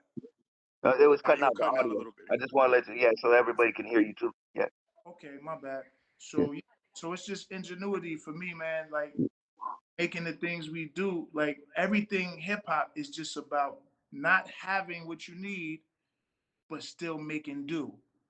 You know what I'm saying? The Yeah. turntable was a part of that. Sampling, was a part of that. Like, damn, we don't got the music no more. Nobody playing instruments no more. We gonna take the best parts of the breaks, and now they got this thing called stems. You can extract the beat from the lyrics where you used to have to wait for that part of the beat to or the sample to reveal itself. You can now just move the lyric. I'm like, damn, this is cheating now. This is crazy Crazy. Yeah. technology. I'm for it, but it's a double-edged sword too. We get right here a whole bunch of Double-edged sword is, yeah, yeah, perfect way to describe it. I agree. Yeah. you know. Yeah, that AI is definitely a double-edged sword. Yeah. Mm-hmm. That too. Yeah, that too. Yeah. Yeah, But, just technology in general, yeah. like the bots. You know, if you sell Jordans, the bots are your friend because you can buy when the Jordans drop, buy 1,000 pair and get them all for. I just came from Vegas. I'm like, damn, I want these sneakers, but 5Gs, goddamn, how are they hoarding all the fly sneakers? Why ain't Nike putting these sneakers back? It's like, damn. But they went, they got the sneakers, took them from everybody, and they made them rare. Diamonds, Mm-hmm. everybody could get diamonds. With rare is they mine them and they hoard them. So food is not rare. Land is not rare. They capitalize. So it's making things rare and Yeah. not in the scarcity of the thing. And that's why I feel I'm valuable because there's not a lot of still spitting real green for real. Everybody from my generation is either on or quit already. Dudes like me don't exist. Not that much. The Bad Seeds, Salute, Fest Taylor, Cheddar Bang. There's still some of But, yeah. mostly everybody's on already, belly's full, and salute to Nas because what happens when you get on, I've never been on, but I've seen what happens when you really get on and get success in this game. You you know that hunger and determination have book back rapping and at the now you got a whole mansion, you bought your mom's a crib, you don't have hunger no more, but now you're putting out music with like, all the king playing. So that gives me inspiration too, because he's a couple years older, still level, you know, because when you get older, everybody around you is like, yo, you too old. But I'm in that booth. I'm in the booth airing it out. I'm punching these bars. I'm like, I don't know what the fuck they talking about. You know what I'm Yeah. saying? I Mm-hmm. still can. My mind is still good. My mind is still sharp. Thank Yeah. God. I Mm-hmm. hit the head or no Alzheimer's hit me. I don't smoke anymore. I haven't smoked since Well, real talk. years. See, So and that's what's up. No, that's what's up. Like, you're on the Hood Smoker podcast, right? That so some people think that you have to be all, like that. Our thing is like it's hip hop first. It's cannabis first. I ain't gonna lie. I've been smoking like a chimney since my mom passed, bro. uh,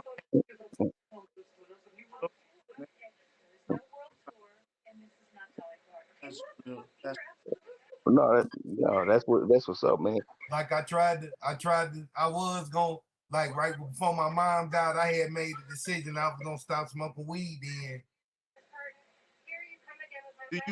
are you an artist at all? If you don't Yes. Yeah. mind? Mm-hmm. Okay. Artist. So what I can say on this topic was talking about, the weed and how it goes. I smoked a lot at a time of my life. Yeah. And in hip hop, anybody who really does this could probably know. If you even art game, you get iller. It's something about it's like almost like he's smoking. That's why he's so because it opens up a portal or it shuts down. It shuts down your job, your bills, your response, and you could. So the trick for me was to be able to maintain my potency writing without the steroid. Yeah. No Got you. performance enhancing. You know what I'm saying? But I still gotta come in and cause be fucking ill. And then I sometimes say, "Damn, I'm the said that." You know, so you gotta still have that ill mind. That's what the cat. Oh, I know what he's gonna say. He gonna dude just said some wild shit right there. It didn't even rhyme as much as it still said. You know what I'm saying? So the big powerful with your mind without weed, without like when you hear the story, like DMC said, "Yo, I always have 40 ounce." You got that DMC energy. Notice Trump is always turned up. Like, he's DMC. he had this. Yeah. No, I followed up on it. Yeah. He was Yeah, always going to have the 40. Yeah, the old English. Yeah. yeah. So, and if you look at the unsung stories, you watch those unsung. It's like what happened to that group? What happened? Drug is the catalyst along all of our musicians, most of them. They're down. So drugs, black entities, black almost go hand in hand. You could think of the best, Mike, Dave Ruffin, whoever. Drugs were part of that, man. Drugs tear up. Uh,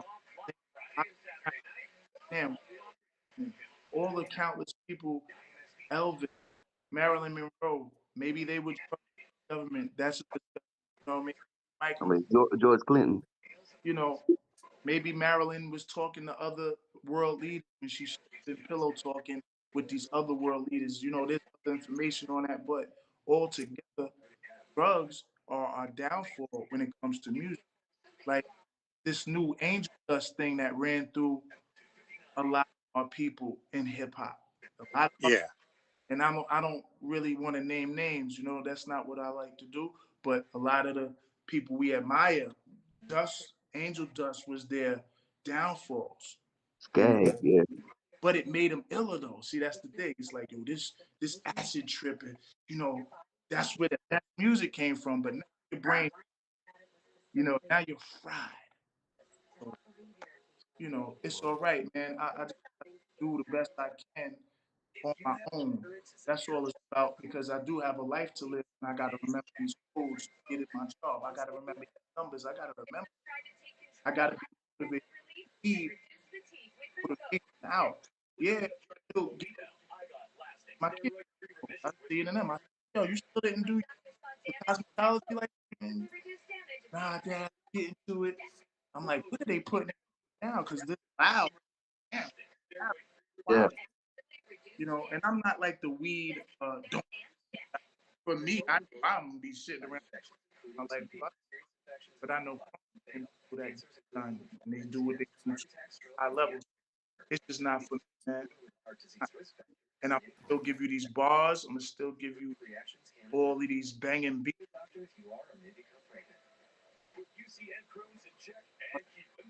Back, um, UW, you know what I'm saying? Elite One, and so about the because the beats inspire the rhymes. Without the beats, I might not even write rhymes. It's possible that Yeah. I'm gonna write the I beat. gotta say, man, like you, Brother King X, Blatonio Todd, and Jay Gutta, y'all guys are inspiration to me to keep it going, man. Cause y'all brothers, we almost the same age, and y'all brothers are still doing it. So that makes me want to keep on doing it too. You know, 100%. I understand because you know it's good to have like-minded people around. It's good not to be the token person in the party, so to speak. So, like I said, I saw King's disease and I'm seeing LL dropping and shit like that. And, oh shit, yeah, Common dropping. That's more inspiration for me because now I'm okay. This is doable. You like see it done, and you know you can do it. Like that's a important. Like Andre 2000 said something really found. He don't Yeah. more like yo. Now I think I have nothing to offer hip hop, so I'm gonna do this flute thing. And it's kind of heartbreaking because he's in the arguments. I know there was a time in the arguments as one of the best for a time. Brothers like him, Steve Memphis, Buster, Raekwon, and Nas. Like there's arguments in the barbershops. He was in them arguments, you know. But to feel that way, damn, they done tricked him off of feeling important. Like, you know, you gotta always be able to contribute. And maybe it's not in him. Maybe it never. He kind of went Hollywood too, though. He was acting like you were saying earlier about the Hollywood thing. Andre Oh, 3000 been in some he did go Hollywood for a second, right? Four Brothers. That movie Yeah. Four Brothers. He Yeah. was in that. He was in a couple flicks. Yeah. Hollywood. Mm, And Oh man, now we gonna go all full on. I'm not gonna That's go there. another one. I'm Yeah. not gonna go there. Yeah, I'm not gonna go there because I just. Yeah, but it All appears. all I'm gonna say is we had the same girlfriend, and we both quiet now. If you know who I'm talking about right now, when me and Dre was recording, funky enough, it was all good. But Our homie. yeah, Digging if you these get what down, I'm yo. saying, I had to kind of talk in code. Yeah, just these two people are quiet with a similar. Yeah, that's all I'm saying. Yeah, man. I know Yeah, AI. yeah, AI's yeah. gonna do If you good get with where I'm him coming too. from, all right. Yeah, I'm just saying enough about that. But yeah, I'm just because Steph. I almost felt. Yeah, go ahead. Hey, Stelf, that was Blatonio's impression of his favorite MC, the DOC. Oh, Erica Badu. Yeah. Okay. Yeah. Now we're gonna Right. get shut down. We said no. Yeah. They try to say Erica did it to Common and Mm. as men, I think they making their own decisions because she's out here doing what she do. You know what I'm saying? Still, But oh yeah, talent. DOC, DOC get ready to do an album too. Now that I think, Yeah, we had him on the show. Yeah. I think I'm ready as well. So I think dudes are just weak to me. If if if you could just change up like that, you a weak vessel, and Satan gonna come in and do what he do. It ain't, there's Samson and Delilah and all of that. But Mm. you weak, dude. Word. That's not going at necessarily him. That's anybody who could get tricked and be compromised. Hey, Money. you know what? I was watching Glasses Malone on Gangster Chronicles, and he said he was with Birdman, and they was in L.A. And he said he seen Erica Badu. He said I wanted to holler at her because I didn't know she was that thick. I'm like, she had DOC in common. So I walked up, about to walk to him. Birdman was like, no, don't fuck with her, man. He was like, what? He was like, she a witch, man. I'm telling you. I'm from New Orleans. I know witchcraft I know a witch when I see one. He is all right. So I just at Andre 3000. I gotta convict him. I gotta put the onus on him because it's the Samson and Delilah thing. So you telling me your woman made you change up your religion? Like, dude, you got to be stronger than that. The people need you. Not only that, I know real Andre 3000 fans that are so hurt. Like, damn, they're so hurt, delusional. So he's still got nothing else to say. I don't want like, yo, he giving up. And then the flute album, embarrassing almost. It's like a cry for help. I told somebody I thought he was crying out because they made a contract, nigga. You better say nothing else on no other record. So he's on the flute like, please, please, please. I saw. I almost thought he was like talking in code a little bit like some like Pootie Tang when Pootie Tang was off. He's playing flute though. He going, I don't even have to say words. I'm just. Yo, I just gotta stand there. That's the way. Yeah. He started wearing the palm wigs and the girl. I said they got the brother because you got to think. My God, on this. Positive K. Oh, yeah. Wow. Excuse me, miss. Push them. They was in New York. When you think of their first inception, Southern playalistic, Cadillac funky music and all that. These was real brothers from the hood. These were just regular men. There was no LGBT genes and how they was moving. Oh, no, there was. Suddenly, you with the blonde wigs and the pink leather tight leotards and spaghetti straps.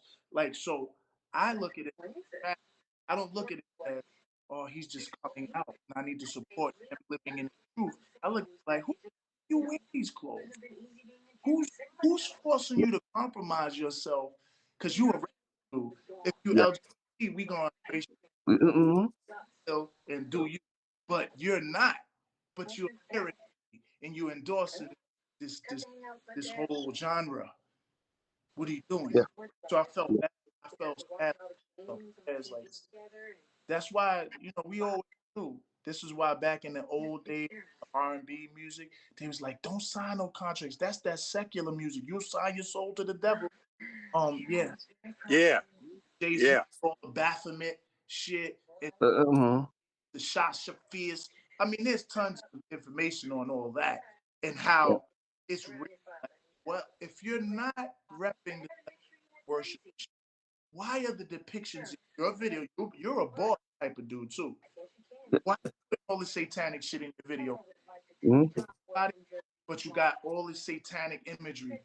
You cannot haven't been compromised. Michael Jackson on stage. They gave him the rollout package. Did the girl give you all you need? We got NFL and I'm seeing the package. He got the package. Yeah. We'll get you started. Give you the premium package. The starter Yeah. let's see if you got the starter package. Who just came up? Glorilla got the starter package. Here we buy. You know who got the starter package? Megan Thee Stallion. Definitely got the starter package. She got the pack. Like, I'm like, what? Name me a song. Give me, like, at least when people were popping back, we knew their music. Right. I mean, whoever was, whether it's, I know some fucking New Kids on the Block songs, shit, only because they was popping, and I had no choice but to hear this shit all day. Okay, we got the boy band shit, the boy new edition, white version, new edition shit. I get it. Yep. And I can say Jackson 5 too, like before that. Their music, and it was relevant to the time. I'm like, I'm not hearing the music. I'm not hearing the quality music. Where's for your, like, you seeing these rock star type crews overnight, you don't even hear their music. How are you selling out an old football arena and no knows you? Somebody they arena, like, are they these people? All right, 5,000 people who come will get you. I don't know how they're doing it. I just see it happen without no real work ethic, without no process. How much is organic? It is machinery behind. Machine, yeah.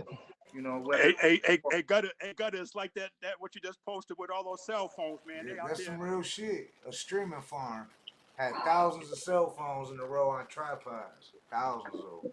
That's Omar from The Wire did the special about. Yeah. Okay, I'm gonna have to check that out, man. Yeah. 1,000 laptops in an abandoned warehouse, like, with nobody in there. Like, one person control, like, kind of Matrix shit is this. Right. How many you want? You give me $5,000, I'll get you 2 million streams right now. For and real.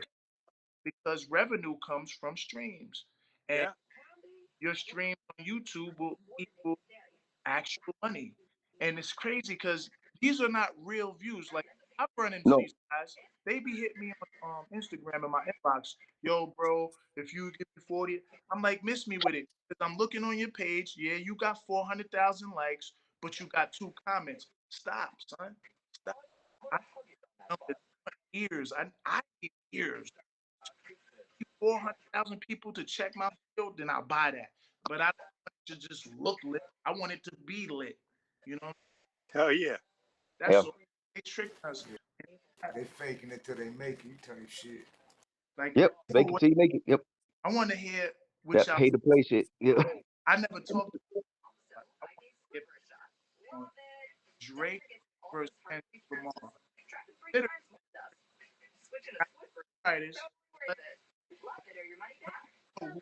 Or just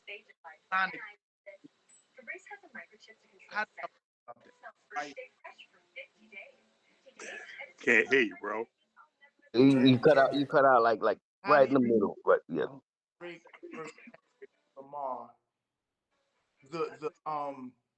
The song selections, like song for song, how y'all got that? How do y'all got that?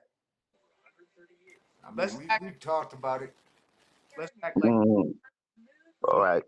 I think he did or didn't. I don't know. I think Kendrick got him just on the strength that he actually wrote his shit, if he did write his shit, and Drake didn't. On that alone, okay. Sonic, how about when you're hearing the audio? This is what I was going to say is like the beat selections. Is that what you mean too? Like, Yeah. like, why? I'm not gonna diss you to a love ballad. Is what I'm gonna say. Love Right. ballad style beat is kind of like what I've been catching the vibe for. Is these beats are kind of like when you heard Compton, and Easy went in. You know, it's like, oh, Doctor. You already knew that was gonna be about some like it wasn't gonna be like a friendly song. Yeah. So who's making the love ballad? Who made the love ballad? You would say. Well, I was just kind of saying from both. It was just it didn't sound like from both sides there wasn't too much hardness from each side. Where I just think they could have both done better on that. Now vocally, we already know, what they said, but I I feel just think like the Kendrick audio, got like he that's kind brought of the what I was West Coast back thinking. together though. Yeah, Kendrick did that. I mean, yeah, I heard the Kendrick one, like where it mixed it, but it did kind of start off on that one. I forget the name of it, but it did start off with that love ballady kind of vibe. But that's just me. I just didn't hear any real. I just see what the algorithm. Yeah. Oh, Kendrick. Yeah. I see that, but I just know what I listen to. I just realized like the horns in the song not like us. I think like They're not like us. Yeah. that's not my vibe. No. That's not something I'm gonna be listening to.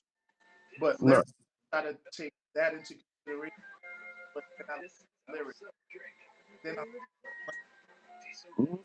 Yeah. like, Leaves you that mixed feeling. Yeah. and I see Drake as doing that consistently. The flex team pocket that Drake has been on his songs, I don't see even close. I don't see like I see Kendrick or impactful, but I'm not here for impact myself. I just want listenability. Like I rock with this. Ooh, that heartbreak sick. I was like, oh,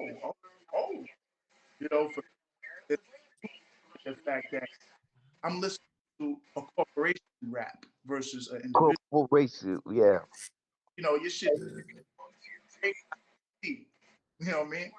So there's other potentially that bit of asterisk. Those are real aspects of the critique. I would say you can't leave that out because biting and copying style. Yeah. All of those things to value point me when I'm listening. But we'll see. So brothers think it's real cool to do songs with snitches now. How you gonna go do a song with 6ix9ine? You know what I mean? Like, how you think that's cool to do a song with a snitch? Who did that?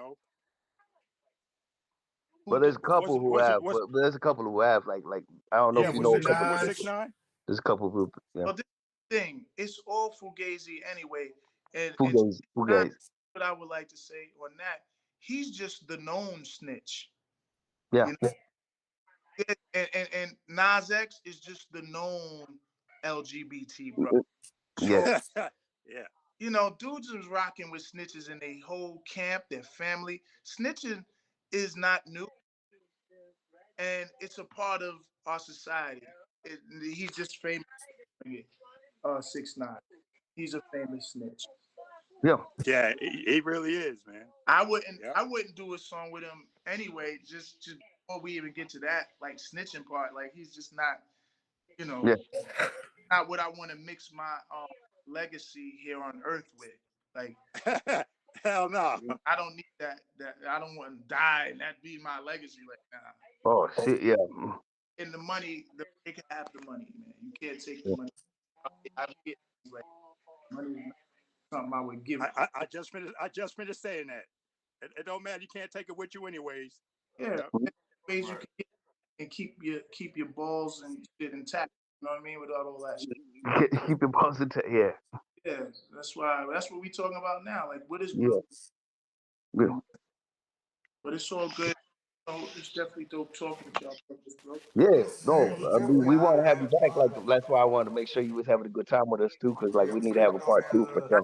But at the time, I didn't realize time was, Yeah. man. We covered things, and I will say I apologize if that's not, but this, you know what I'm saying, depth and that, what's going on, the things I love and the things that's and I probably did it, but that's like my brother said, that's hip hop too. That we're gonna build on the diagnosis, like the diagnostic. Versus, yo, why's your picture jacket? Why's your picture jacket? I asked young brothers, bro, I worked with them. Like I managed some young brothers. Bro, come here, come here, come here. I feel comfortable enough to ask you, why is your or when you're out, why? I need to know why. I'm not speaking, I don't want to do that.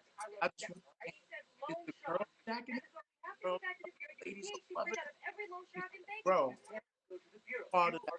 The underwear is part of the. So we're gonna get to what's under the. We lifting it up. Yeah. Yeah, Pointing out what we see, because everybody can see with eyes going on. yeah, Eye behind the algebraic x.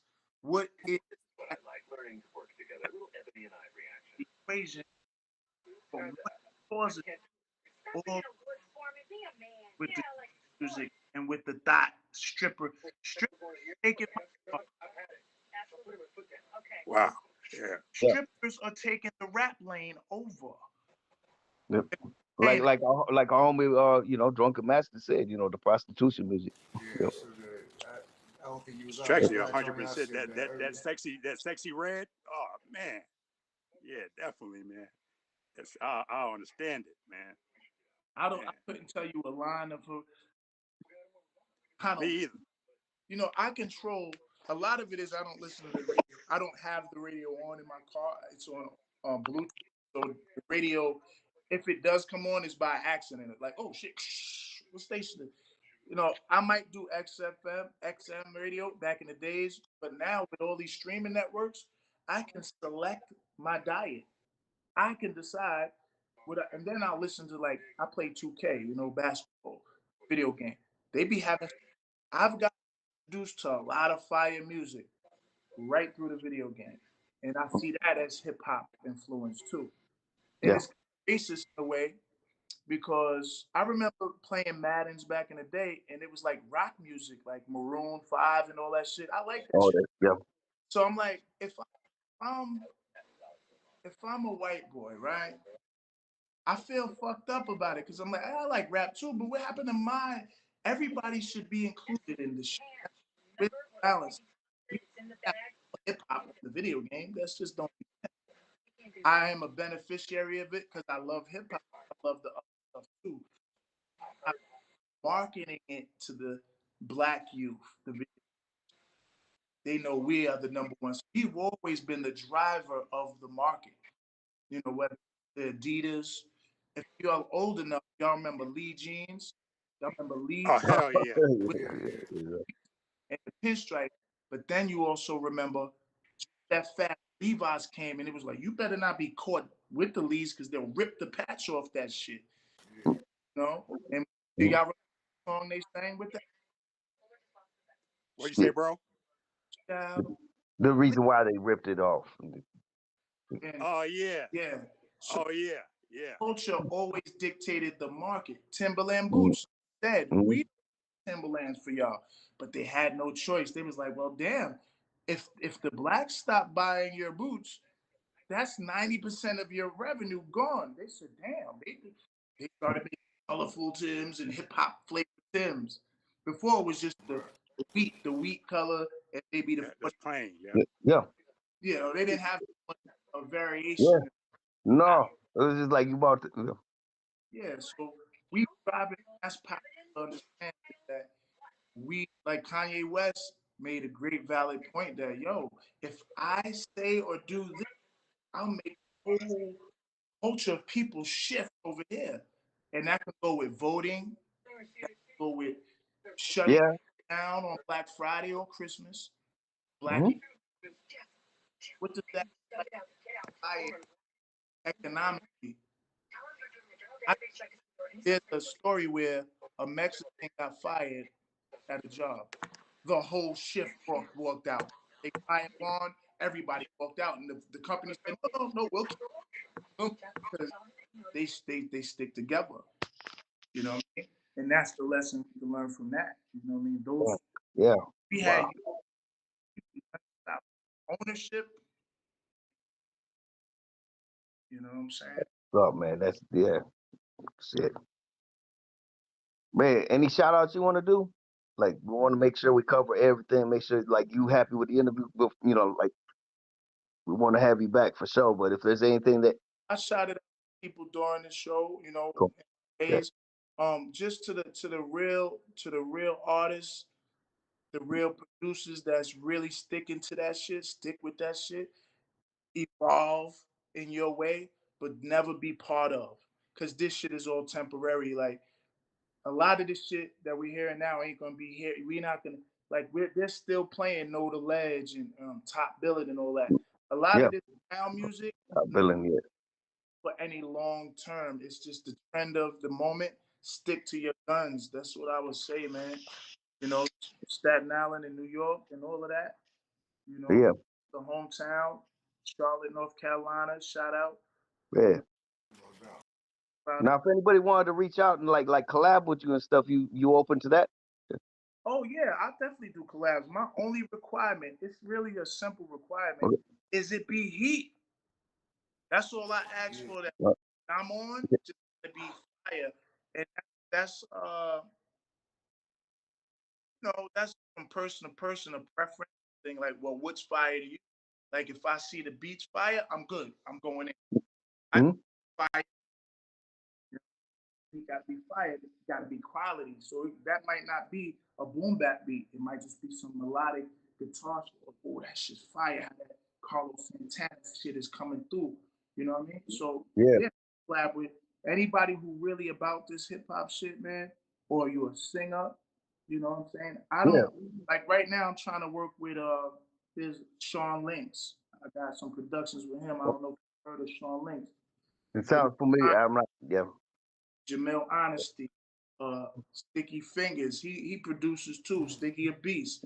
Who else we got that I think of that? He ill with it. NY Oil, you know, I always shout that brother out. He's the second half of UMCs, or the first half.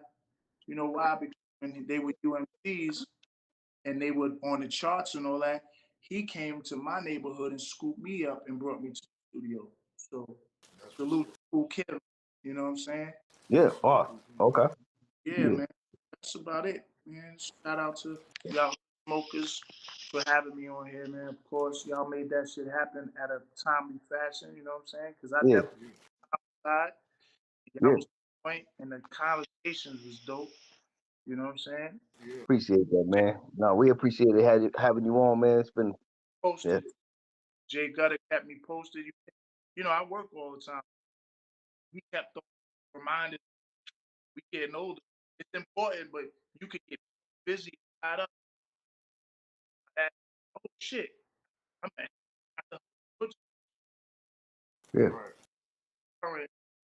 we need reminders sometime, man. One more time, bro. What's your name? Blatonio Todd. Blatonio. Blato. Yeah. I'm gonna send you a request too, man. If you want to hear and stuff, I was gonna reach out to you. Yeah. Stelf Bombz, STEL. Stelf Bombz. Yep. Yeah. You know, spelling. You know what I'm saying? Not the real spelling. Yeah. No, I got you. Yeah. Yo, Christopher, man, I know he ain't on here. Tell him. He's in the chat. Yo, he said his phone died. Yeah. Oh, okay. Yeah. He's the other Detroit brother, and there's another brother too on here too. Tell them brothers I said peace. No doubt, Absolutely. no doubt. It was All an right, honor having you on here and taking time out your day. We going on 4 hours and shit, so it was definitely some dope Yeah. conversation. You know what I'm saying? My ass off, man. All right. Salute, bro. Much love, Salute, salute, homie. family. Yeah, much love, man. Thanks for coming on. All right. Yeah. All right, Joe. Peace. Peace. Peace. All right. That's Stelf Bombz, y'all. Yep. And then there was two. Yep. Salute. The only We ones pretty left. I'm much gonna go ahead signing and off. end this, dog. We going out 4 hours and shit, dog. 3 Yeah. hours and 55 minutes. I'm gonna go ahead and end it, dog. Fucking, I'm gonna play this new video he just dropped a couple days ago and shit. I already checked it out, so I know it's dope. I'm gonna play it anyway. I just want to like say on behalf of Hood Smoker Podcast, we thank, Stelf Bombz for coming on here. Like, we're all over the place. And to me, I felt it went in a good way. Let us know in the feedback right there.